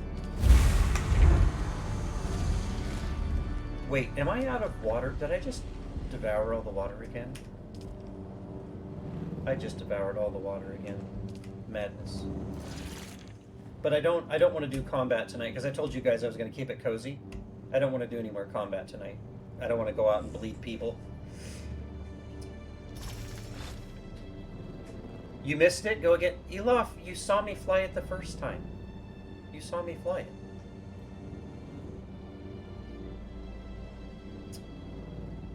Thank you, Erica. Thank you. It was really a lot of effort, and it's going to help BloodJunn and I. You saw his reaction to my post in your Discord. He has to work on the nights that I stream, so it's gonna. I will actually stream an extra night just to play with the dude. I will. I'll have to talk to him and see what he wants to do. But this is a vehicle that enables you in this game so greatly. That of course I'm going to give him permissions to use it. He helped to gather everything to make it, so he can fly the thing around too and sling around vehicles and mine much better and gather better. Blah blah blah. You've only seen it twice in the past hour. I need a third to form an opinion.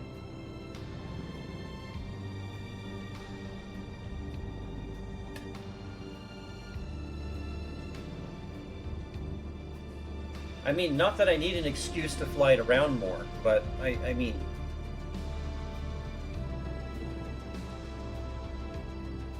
I was only intending to go to 2 hours, and I'm 4 minutes away from the 2 hours. But if you guys are going to be chatting with me, I'm going to stay. Because of the chatting with the community, I will stay.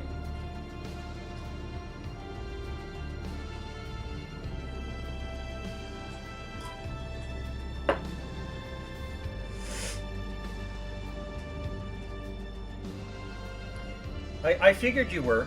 I figured.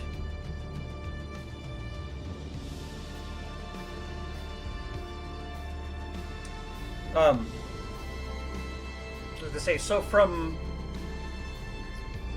here, now that once you have that vehicle, that giant-ass ornithopter, it allows you to accelerate the gathering of the higher level materials. And once you get those higher level of materials, it starts to propel you into advanced structures, like the advanced weapons fabricator, advanced this, advanced that, which allows you to make a higher mark of armor and a higher mark of weapon. It's part of the escalation process. It's really cool. There's an enduring progression that they have built into the game that's very enjoyable. It's nice. I like it.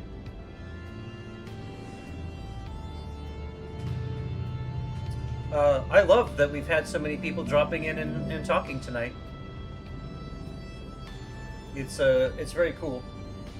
I appreciate that Miss Tiana came in, Mr. Coles, condensed as usual. My favorite clone, Elof, and Miss Erica, always. Did I forget anyone? Because I'd feel like an asshole if I forgot someone. No, And whoever's watching but not speaking up, thank you for being here. Um, I don't really do Twitch for a living. What I seldom make enough money on Twitch to even get paid by them. You have to make like $80. You have to make like over $80. I mostly make little tidbits, and then I use those tidbits from the wallet to get bits to cheer into the streams of the people that I've come to care about in the community. So that's what I stream a little to enable me to throw bits at people. There you have it. Oh, is it a 50? Is it 50? I thought it was 80. Wasn't it 80? Well, like I said, Erica, I can't even get a paycheck from them unless it gets to a certain point. Yeah. I thought it was 80. Maybe they changed it to be kind. um, but I mean, Erica, if you think about it, if I didn't use my wallet earnings from Twitch to pay for the bits, I would have to pay out of pocket, and that's even more harmful for me because I live on so little. So, you know.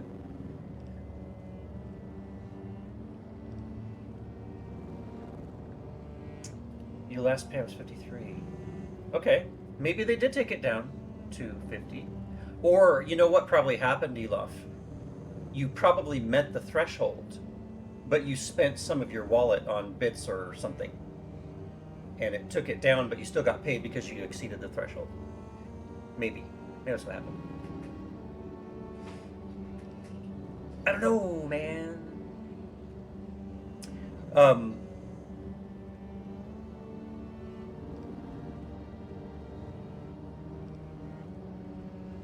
Interesting. Yeah. What makes that? What? How? Why? Guess that impersonation.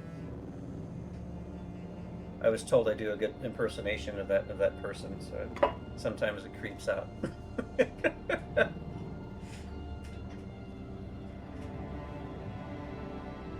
I have no idea. I have no idea why that would be.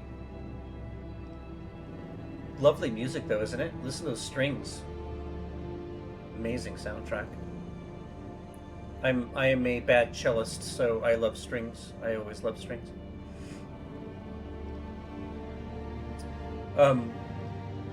One thing that I was going to mention, because it became when I've done so much building on the server and making the community base and all that business. I've done so much building and grinding for materials that I hadn't done a whole lot to advance my character. So I started doing some of the main story and faction missions again. I had forgotten how good they are.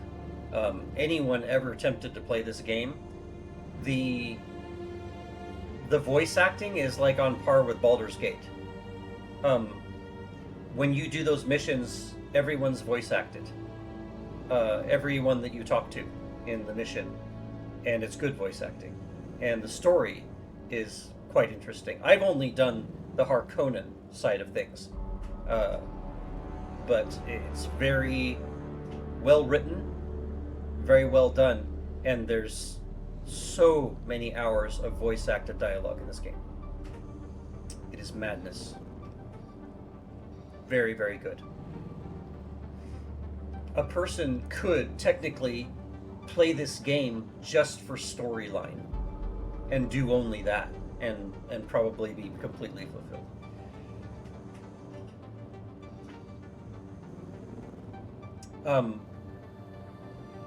I think since we're chatting a lot, I'm gonna stay for a while, but I have accidentally frozen my house. The humidity built up, and I turned on the dry cycle on my house system, and it's made everything way too cold. So give me a moment, please. I'm going to go turn it off. I'll be right back. You guys can stare at the Harkonnen pixel daughter here.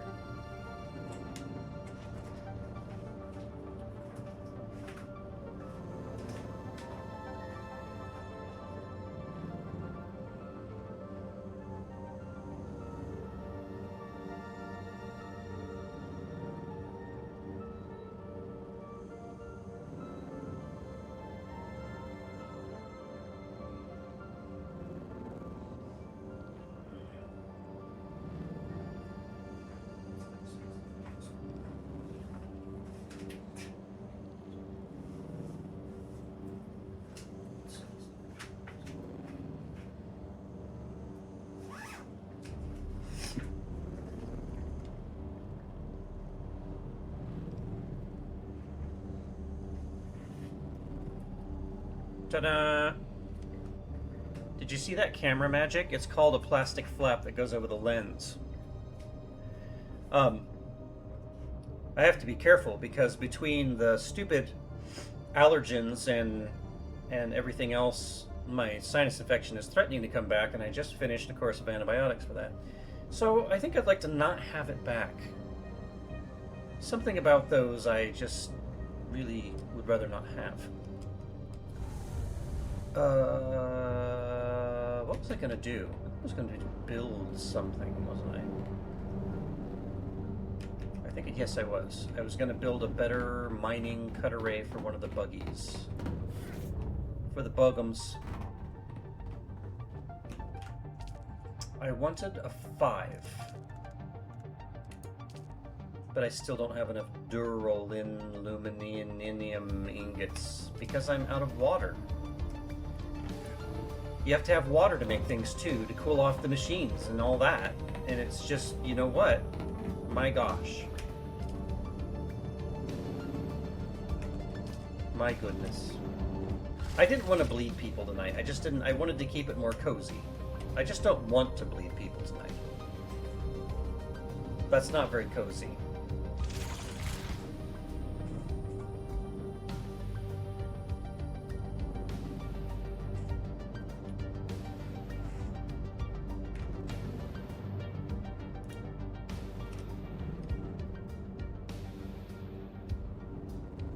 How is the music level?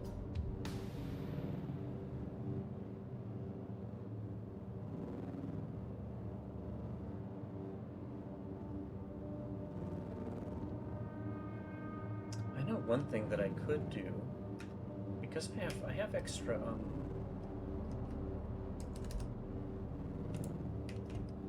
I have extra canisters of water that I filled up. I think I put them in the hot rod. I did. Did I put one in the little guy? The little ornithopter?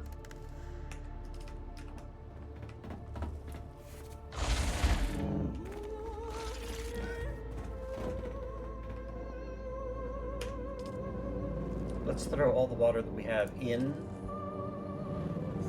Yeah, that's good. And then I will just have a drink. Top myself off, and then produce more duraluminium ingots because I really want to build shit.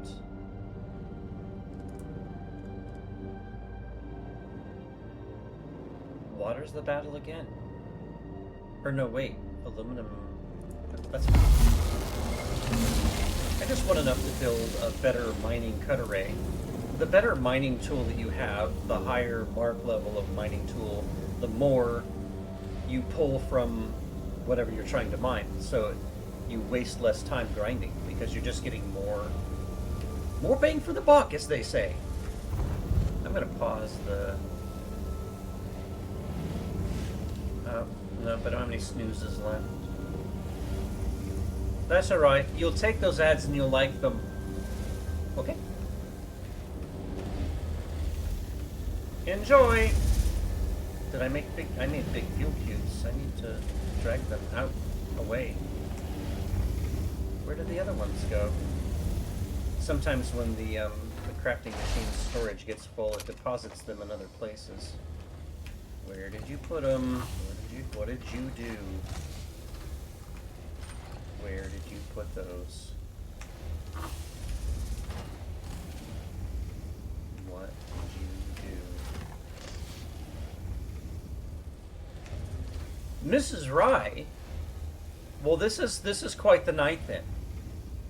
We've had Mr. Coles, we've had Miss Tiana, we've had Elof, we've had Miss Erica, we've had Condensed. All the people that I have come to care about in the community, they're dropping by. What is happening? It is not my fucking birthday. I didn't even place the stripe on my head that well.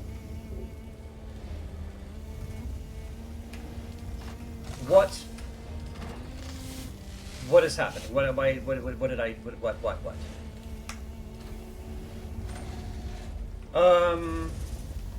Well, I'm no better than anyone.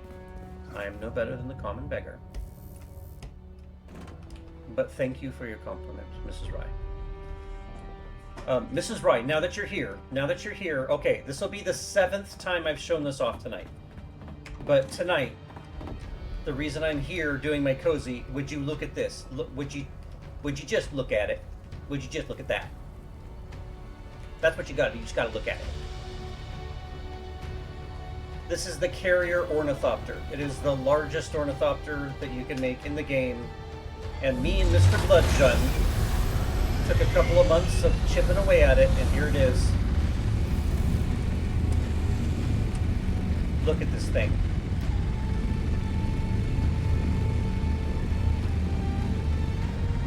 This thing can pick up vehicles and drag them around.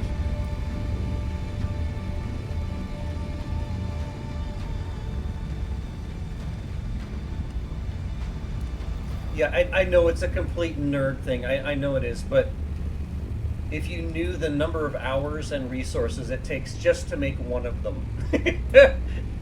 And then if you're really sloppy and you fuck up really bad, it gets eaten by a sandworm, and then you can feel months of regret. And then that's good, right? And it barely fits on this landing pad that I built for it.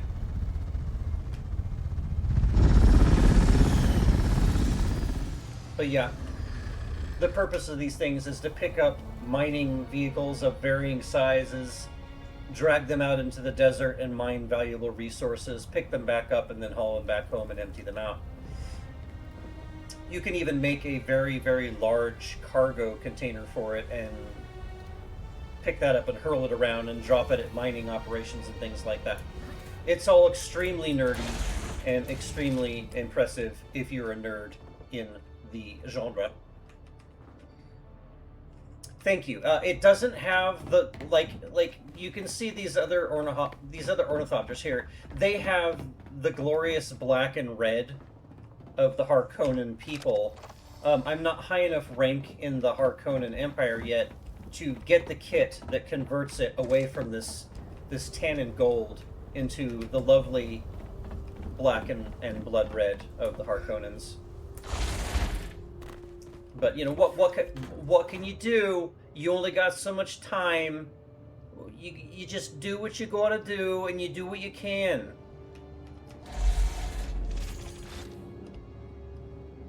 Honey, you can't solve it all in a day. Okay? You gotta pace it. Bad for the heart.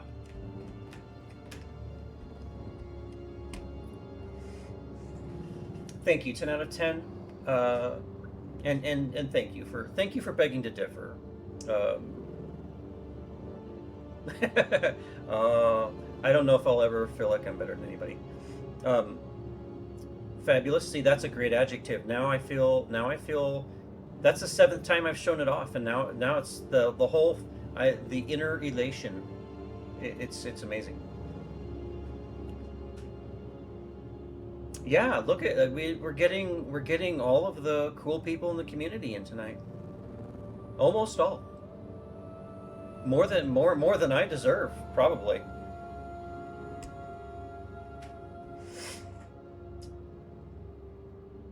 We had a whole conversation about weather.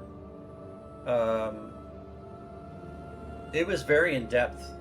I dare say that people got emotional. But my Komm's Cozy Corner on Saturdays has turned in quite the yap fest. Incredibly yappy. Mostly me, because I can't hear you guys. You're just tip-tapping away, and you just put things out as best you can. You poor souls. And me, I'm just blabbing away over here. I'm just blah. Just shotgunning words out of my face.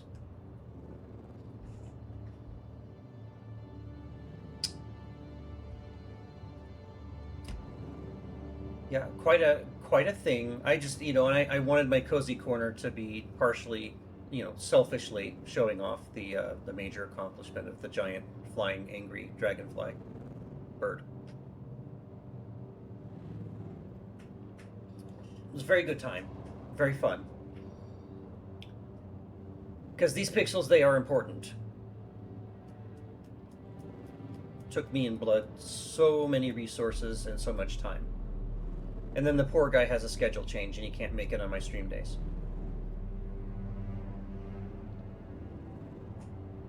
What do you do? Real life has to come first. Home and hearth has to come first. We all know this.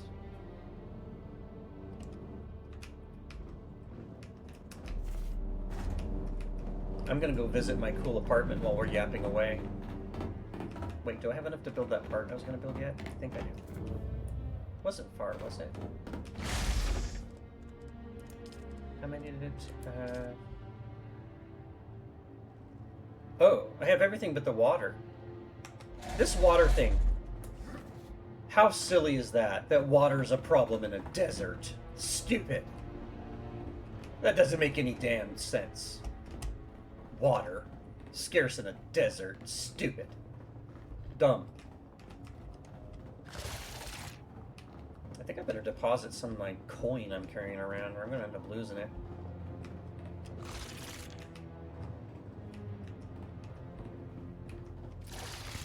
And of course the vault is in the bedroom.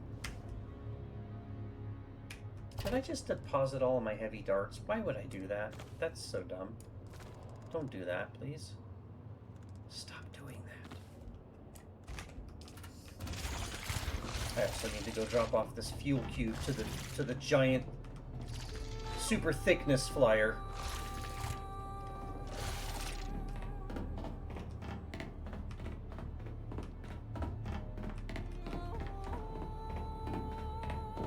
The gang's all here. Lurking, twerking, and jerking. Wait, I almost said something bad. That's not right. I almost said that would have been a bad thing to say. No way.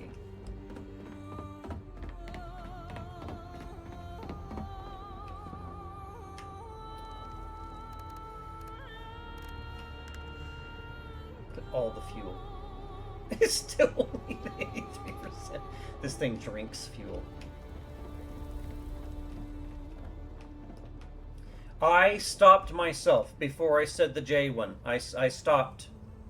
I was on a rhyme roll. I was rapping, and it's so hard to stop when you're an artist. And I almost said the J word. I stopped before I finished because that's not right. That isn't a good thing to say.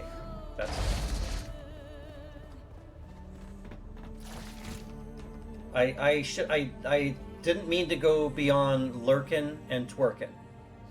The other one was just, it was in the roll, and I'm like, oh, don't go there. You need to stop right now.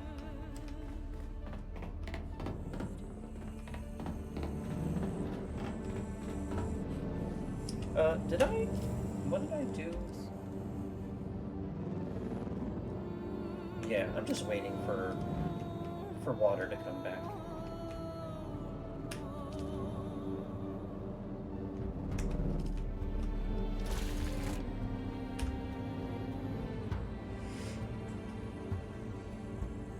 Yeah, see, I'm a little tired. I wasn't fast enough. But if it made you laugh, I'm not going to apologize either. That's not happening. Mrs. Rye, you were talking more confidently about your run, your current one. I didn't see enough of it to know exactly how far you are. How far are you in your run, Rye? Mrs. Rye?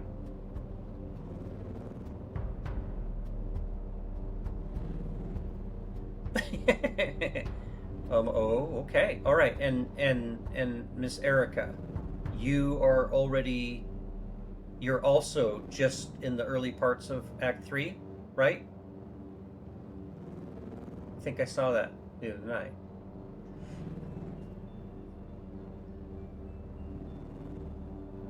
Middle of two. Middle of two. Okay. I really do try to keep track. I try to I watch needless to say, needless to say, I watch a lot of Baldur's Gate. So many people I care about in the community. That's the main. It's been a ride. I tell you what. And who made that? Who made that saying anyway? I tell you what. What? What did you tell me? It remains entertaining. It remains a very entertaining game,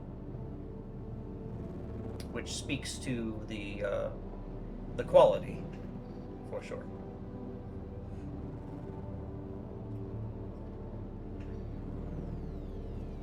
Yes, yes. Um, and I sometimes get confused because of you folks that are very much into the honor runs and have to start over at times. I sometimes get lost. Oh man, I hope I'm not getting a reinfection of my sinus. That would really suck. It's been ridiculous here. The plants don't know what the hell to do. The plants are constantly pollinating, and I had to take allergy medicine again, so I'm a bit wiped out tonight. Luckily for this duo, I've only had to start over once. Yes, yes. The first one was very very unfortunate, but you got a good video out of it. It's a very good video out of it. Um, yeah, I don't I don't think either of you ladies were in earlier when I was talking to Mr. Coles. Mr. Coles had another really bad bout of storms, 80 to 90 mile per hour winds, and he had a neighbor that actually had electrical fire as a result. Um, Fortunately, didn't have a tornado tear anything up his neck of the woods this time, but the squall line that passed over Fort Wayne here the other night. I did my walk earlier at Swinney Park. There's a big pond that is like the size of a small lake, and there's many many large trees around it. Another large tree literally broke and fell down just from that squall line and the high winds. It's crazy. It's crazy. Yeah, Miss Erica, and unfortunately, it's where it's part of that new norm that I talk about when I'm in my weather nerd mode. This, this may be the new normal for us for however long. Um, my weather guy that I watch and rely on, I think he's the best around, Ryan Hall, and he's had to go live a lot more this time of year than he normally would have to try to get to monitor as it happens and try to warn people and try to save lives. But we had this whole discussion about this earlier. My ongoing frustration with why they're building homes above ground in certain areas like Oklahoma. Why? I won't go off on it again, but it's like there's so many things that we should be doing differently because it's obvious it's not going to stop. Um, we just need to keep everybody safe.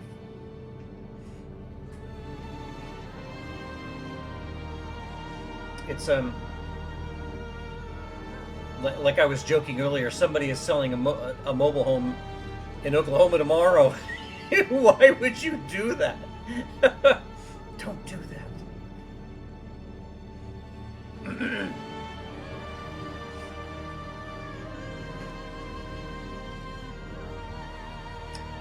And let's see, what is Saturday? So Miss Erica, you're actually jumping on here in a little bit, aren't you? Doing a streamy thing, aren't you? Are you not? Saturdays. I've got to keep everybody's schedule straight. I'm not very good at that. I think. And you had a new person at work? Probably a busy day for you.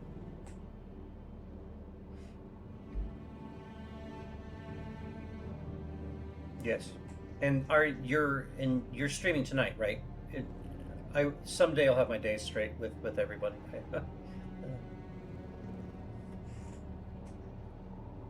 Oh, so that's nice when you have a new person and they're actually super competent and they're not exhausting. All right. I'm feeling a little rough and I'm almost feeling like my sinus is trying to reinfect, but I'll be there. I'll be there. Square. I think it's 12:30 my time. Oh, we're not far from it. I gotta stop yapping soon. I gotta stop. I was only gonna do 2 hours. That's all I've been doing with my yap time in my cozy corner. But it's been too great having everybody drop in and yappity yapping.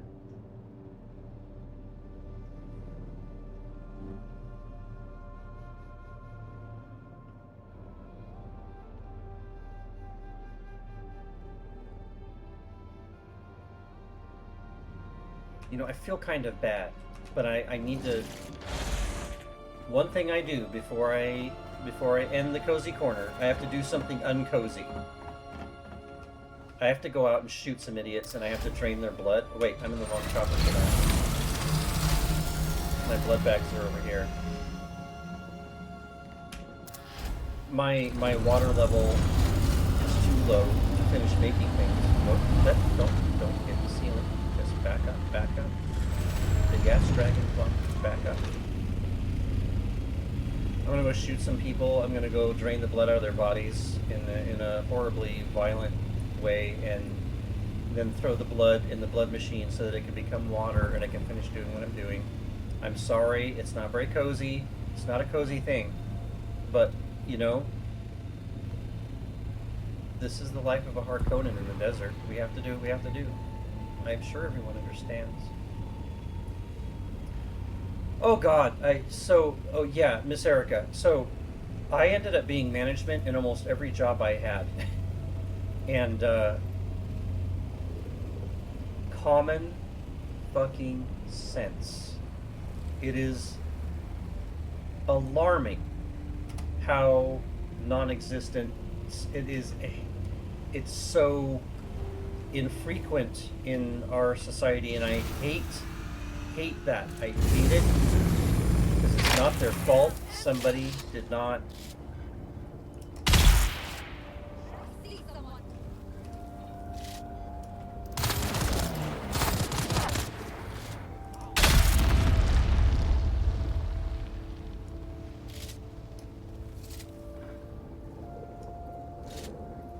Common sense.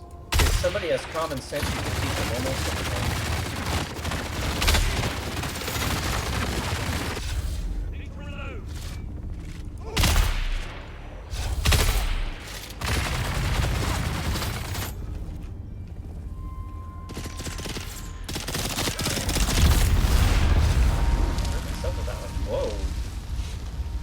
Alright, nobody look. This isn't cozy. This isn't nice. This isn't... Oh my god, I didn't pick up my blood bags. What is going on with me? There's nothing cozy about having to carry a bunch of blood bags. Okay? There's nothing cozy about using this really vicious-looking instrument to remove the blood from the bodies of the victims. I'm sorry. It's ruining the cozy. I'm sorry. But I gotta have water. And in Arrakis, you want water, you gotta have blood. Nobody look, don't look at this part. And I can't always control where it goes in. Okay, I just bled him out of his ankle, that's fine. That's not so bad, but still don't look. Here we go. Oh, right out of the spine, that's, don't look. One of my girls, bless her heart, she was like, had like no common sense, and I think the only thoughts she has is elevator music because she's technically not doing bad at her job, so there's not much I can do. Well, somebody can have the lack of common sense, but they can be very good at repetitious menial tasks. I found it was a matter of putting the talent where the talent needs to be. Whatever level of talent that might happen to be for that person.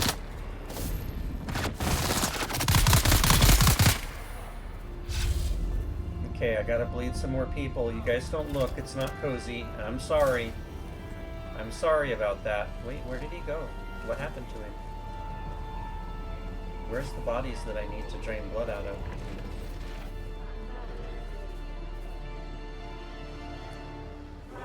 Oh, out of the ankle. That's not as bad. That's not horrible. Now, why did that go down so far? What happened? Yeah, and sometimes that's really how it is, right? It's so much worse when they have no common sense and they're fucking mean-hearted. But sometimes they're really nice, and you know it. You know it is not their fault. It is not their goddamn fault. You know? I honestly believe it's not one of those things where people just choose to not have common sense. No, that's a trait, and traits are learned. And so, where's the failing? We all know where the failing is. Somebody didn't give a shit enough, or they didn't have it to begin with, and they didn't teach their kid. And I'm not trying to talk like an elitist, because I'm not. Everybody knows that I don't think that I am any better than anyone, including the common beggar. I don't feel that way. But it was really frustrating because their lives can be very, very hard when they don't have a lick of common sense. Their lives, there's always drama, there's always something wrong, there's always... And I felt for a lot of them. I had many employees that were exactly the way you're talking. They were sweet, they were dedicated, they would bend over backwards to do anything for you. But God, oh, sometimes, it's like, oh shit. Yeah, and I'm a big-hearted person, so I just wanted to help them. I just wanted to put them in the best place that they could be, so that they had a job, and they could have income for them or their family. And I tried, you know, the stories they would tell, I would just, sometimes I'd be like, oh God, I wish I could unhear all of this. But again, you can't.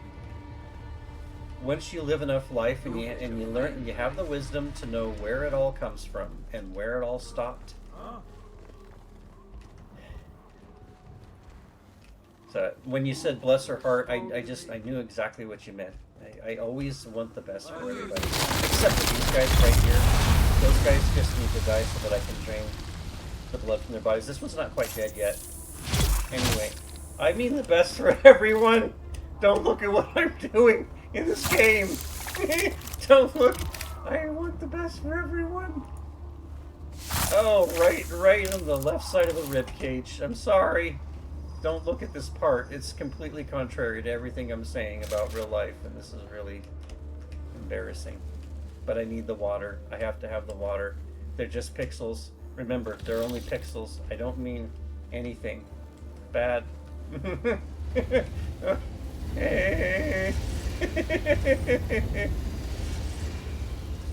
Her default response to everything is, oh my gosh, that's amazing.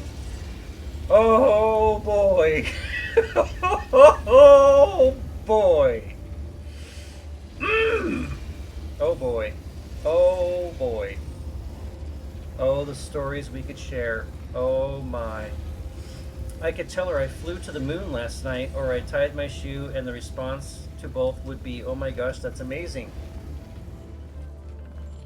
Oh God. So after I injured myself as a CNA, when I was trying to work as a CNA and I was taking anatomy, I was going to be an RN, then I was going to be an NP or a PA.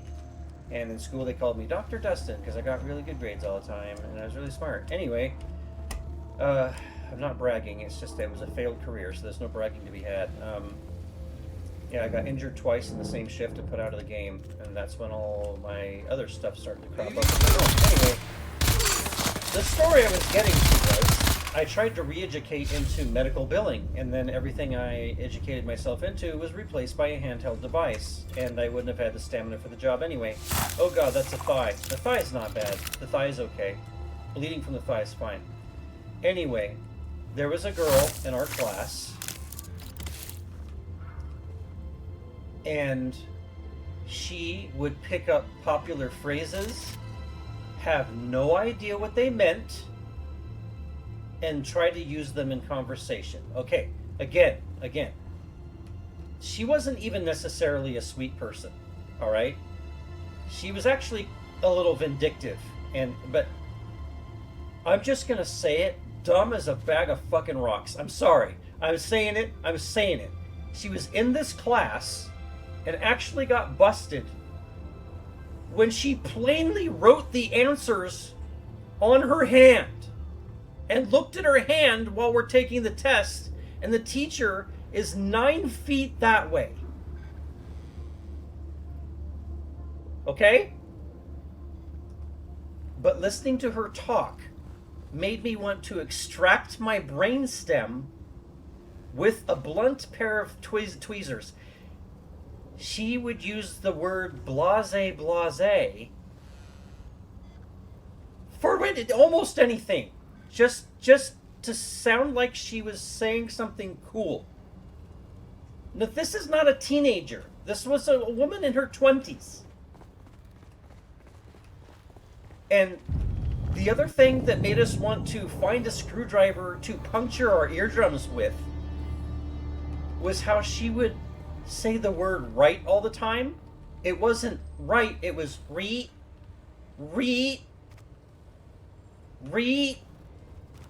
every fucking time. Every time. Now, just so you understand that I'm not a complete asshole for everything that I just said, I helped this person to graduate the class. I and my long-term relationship person, who ended up being my second wife, we were in the same class with this person. We helped her. We helped her. We wanted to see her life go beyond blase, read, and cheating by writing blatantly on your hand and reading it off of your hand in front of the teacher. We did that, and maybe it was a bad thing. Hopefully they didn't wind up in healthcare, in billing. It almost hurts to think about it now. Please don't think I'm an asshole. I'm not. We helped her. We helped. We did. I'd love to say that story was over dramatized. It's not. That's like all fact. That's all that really happened. That was very that part of my life was very interesting. Oh my.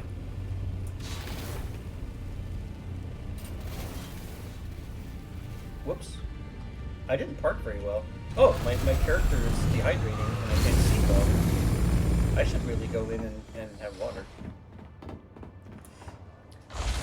I'm so sorry. I got on a spiel. I got on a spiel there.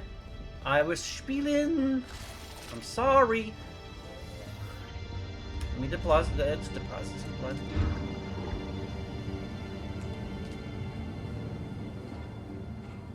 My character might die because okay, no, I'm not gonna die now.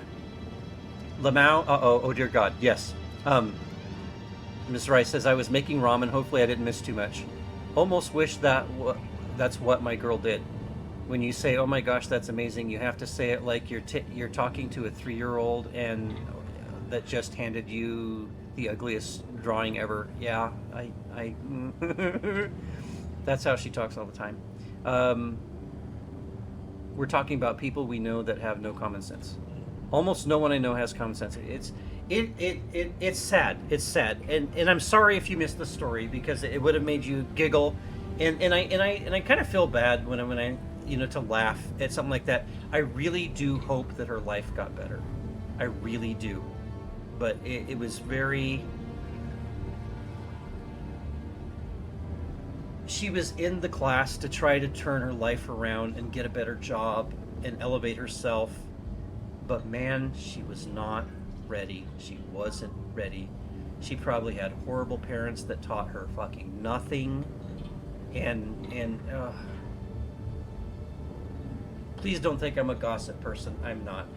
You'll never know her. It's way on the West Coast. Who knows what's happened to her now? I hope she's okay. I hope life got better. I hope she got to where she wanted to be. I do. I do. Please don't think I'm an asshole. You're a gossip person. I don't know.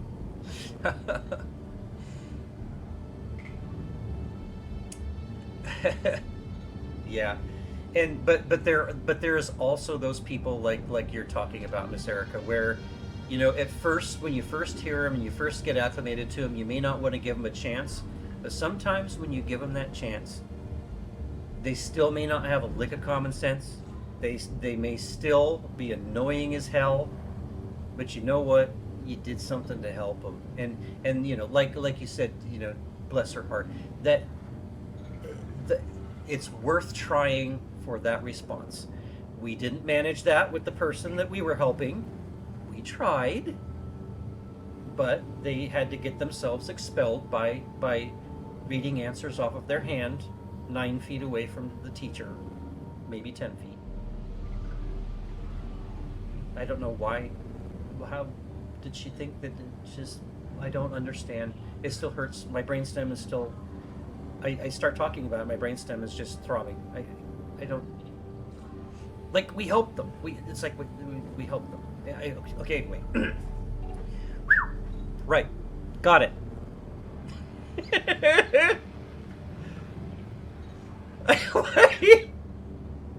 I remember our poor teacher, sweet lady. She was doing medical billing and coding in her day job, and then she would come and try to be a teacher. She's so tired. And I remember the teacher just staring at her for a little bit. And then going, and I won't say the name, but just go, so-and-so, are those test answers on your hand? It was just...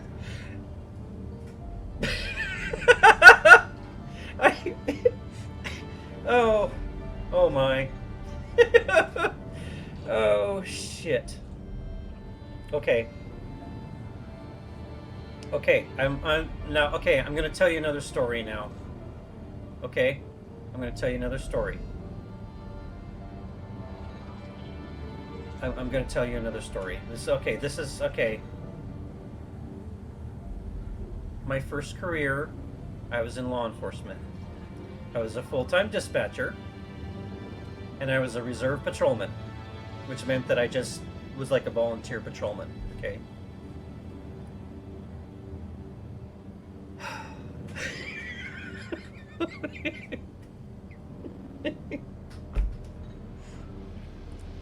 We had a new guy.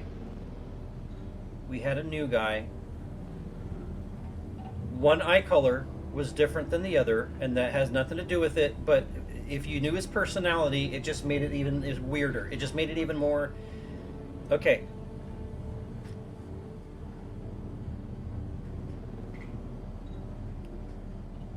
He really wanted to be a patrolman really bad. He got hired. He always wanted to be a policeman. He got hired. And he was...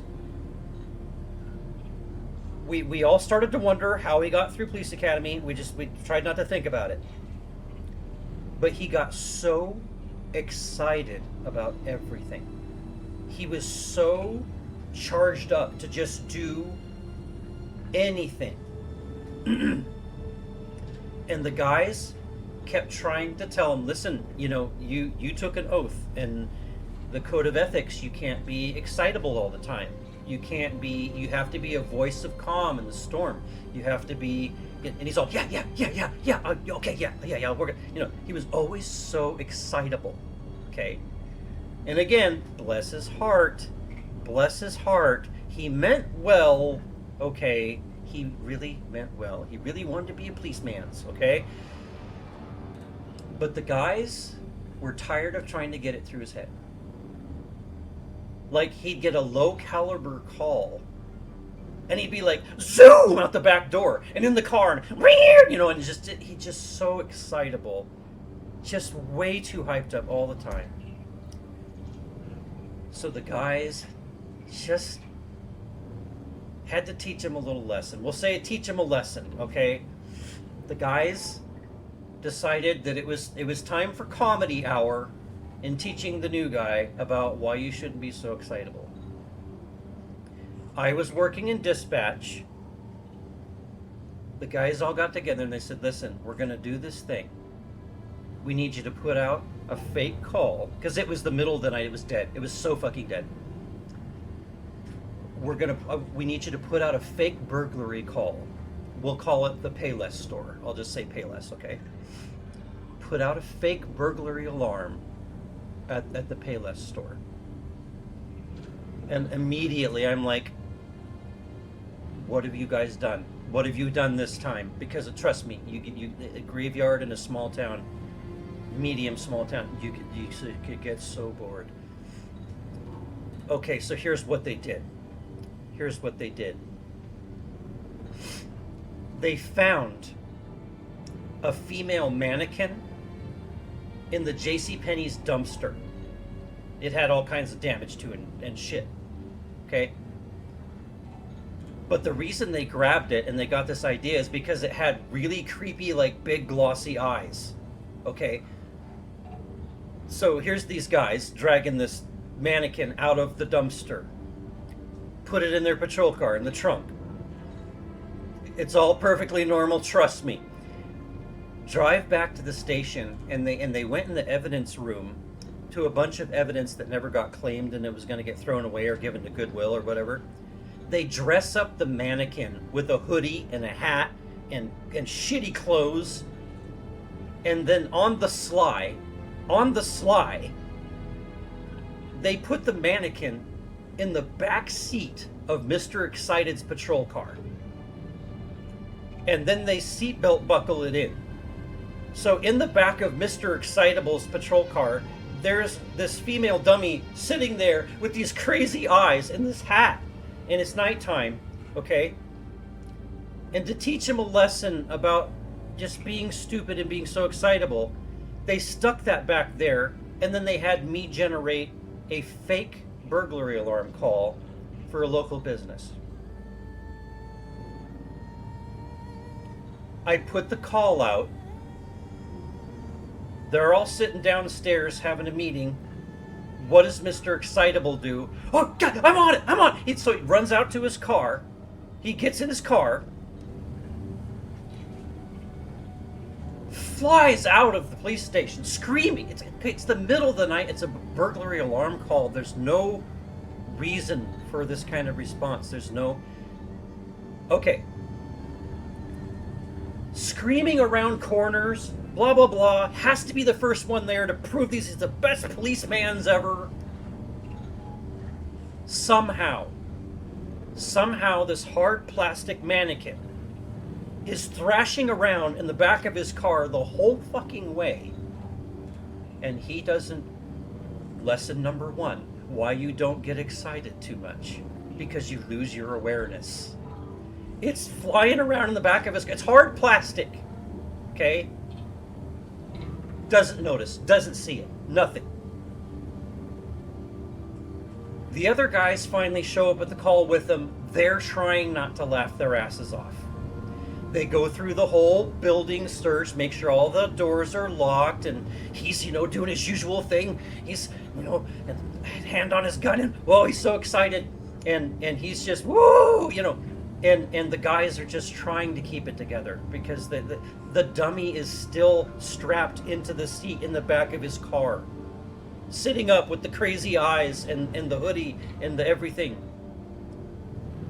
and fight.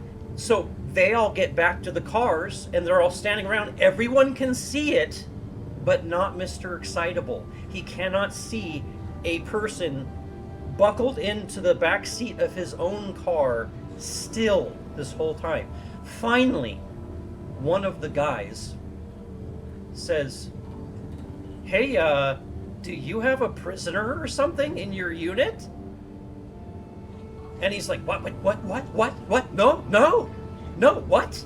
And finally, he looks over at his own car, sees crazy eyed mannequin lady sitting in the back of his car, pulls out his gun.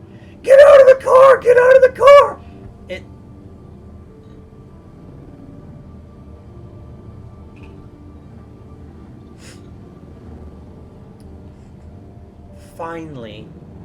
Finally, he understood that he needed to calm down a little bit. And after that day, he was actually a pretty good policeman. For a while. Oh. Yeah. Yeah, the world. The world. I have so many stories. I have a lot of stories. I really have a lot of stories. Oh my. Um.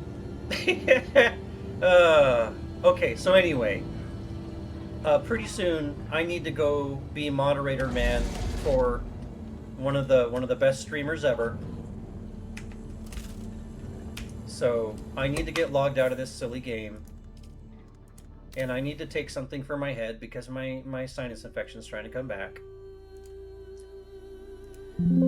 Oh, memories. That's one thing I've been happy about with my health is, not very good, and I'm not going to have a super long lifespan if my family lineage is and like my genetics have anything to say about it. But my mind has stayed sharp. I'm very intelligent, and my memory is great, and I remember all these really good times. Um, oh, you know what, Mrs. Rye? My sergeant of 22 years said that I was too nice. I wanted to talk to everyone. I wanted to talk everyone down, even if they were just blacked out drunk, even if they had just beat the living shit out of their wife or whatever. I wanted to save everybody. That's why I became a policeman and a police dispatcher. I was a D&D nerd, and I wanted to be the closest thing I could be to a ranger or a paladin. I wanted to be I wanted to be a soldier for the people. And all the patrol work that I did, it wasn't a lot, but all the work that I did do, I did it for no pay. I was a volunteer. Um, I was very romantically involved with it because I loved being a public servant. I loved being a soldier for the people. And I was that D&D nerd that was determined to be a paladin or a ranger or whatever, the closest I could get these days. And um, recent events have really painted a really bad picture of policemen, and you have to remember that they are like anybody else. They are like anyone else. There's bad apples in every crowd. We had them, and we had to shut them down. And there's a lot of people out there that are just doing the job that they swore to do, and that's it. And they mean the best, and a lot of bad things have happened, and it's tainted the job. It's made people hate all of them, and it's not like that. There's good people out there that are doing the job, and I lost some good friends. We we you know we had people that didn't survive the job very well, and we had people that got killed, and we had you know it's I can't tell you how incredibly heartbreaking and how hard it is to live a life when you see the absolute darkest side of people. I saw infants face down in in cribs with a 22 bullet hole in the back of their head. You wouldn't believe the things that I saw. Uh, and you have to see all that, and you have to still do what you promised to do. It was hard. Asa was very proud of me. Asa loved that I was that, and unfortunately, when he got cancer, there was no more room for it. There was nothing I could do. Uh, I had to give all of it up because I had to, and I think I really could have. I mean, I helped save a lot of lives. Um, I remember taking the 911 call when my neighbor woke up next to their dead baby from that died from SIDS, and trying to hold it together. And I had an officer there in like 30 seconds. And my officer actually did CPR on that baby, even though it was long gone, just to try to do something. It's a dark and harrowing job. It is so taxing on a human soul. Um, but I was honored to do it. I was proud to do it, and I never was unkind or bad to anyone. Um, yeah, story time. Sorry, got off on a more negative tangent, a little darker matter there. um, it's very hard. It's yeah. Um, yeah. Um, and now I see the heartbreak of, since all the bad stuff that happened in social media, you know, getting everybody to hate them. Now I see all the people that were like me and loved their jobs, and everybody just hates them now. They just go to work and everybody hates them, and it's hard. It's and now there's this crisis where there's hardly anybody like trying to be police officers anymore because of how bad the reputation got and everything. And and if there's not enough police officers, then that means that eventually they're going to have to start using like martial law, like National Guard, to police places. And that those people are trained to engage and kill an enemy. They're not trained to be policemen. They have a different job to do, and that'll be a dark day if that has to happen. You know, soldiers do what soldiers do, and policemen do what policemen do. And we hired plenty of ex-soldiers to be policemen, and we had to deprogram a lot of their instincts, and they understood. You know, they got it. Um, but yeah, I'm glad that you guys have an open mind about it, and that you can see. You know, it's literally like any other job, like any career I've ever had. It's literally a bad apples thing. And we had ours, and we had to shut them down so that people wouldn't hate us, you know, because they just blame the uniform. They don't blame the person. And that's the way it was. Yeah, sorry. I'm sorry if I got off on a dark thing there, but that's life, isn't it? There's the light and the dark, and there's beauty despite. There's beauty in the dark and the light of life. I watch a lot of true crime, and I can't imagine being the cops that find all that stuff. I certainly see both sides. Yeah. By your oath, by your sworn oath,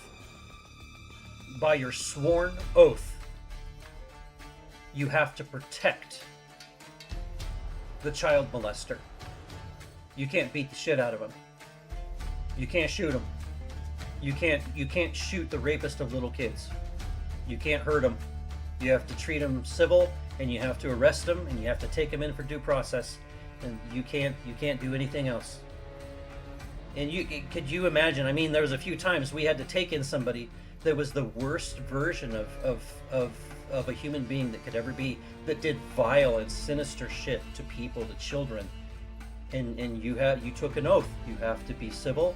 You have to be just. You have to arrest them, and you have to. And no matter how many times you get a call of domestic violence to the same house, you have to act the same way each time you get there. You can't be partial. You can't.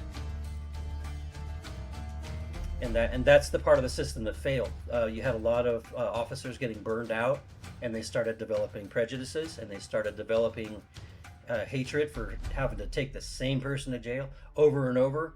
I listened to my kid, the guy that was like a brother to my son. Um, he's a sergeant now in the same police department that I worked at. Actually, he now works for the people I worked with, and and he would arrest somebody for taking a knife to their own wife. He would arrest them, and then 2 weeks later see them on the street.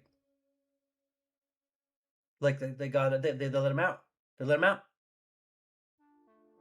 Like what? What? He just took a knife to his wife. What? It there's the systems is anyway. I'm so sorry. I'm going off on a negative. I'm sorry. Again, that's the gallows humor and the gallows conversation. The dark side of people who have had to see too much and live too much. But I stayed a good person. I never let it taint me. I never let it turn my heart dark. In a way, I'm glad I got out. In a way, I'm glad that I didn't stay in it, because I don't know how long a person can hold out doing it. I knew a lot of really good guys that held out for a long time, but it ruined almost every one of their lives, almost every one of them.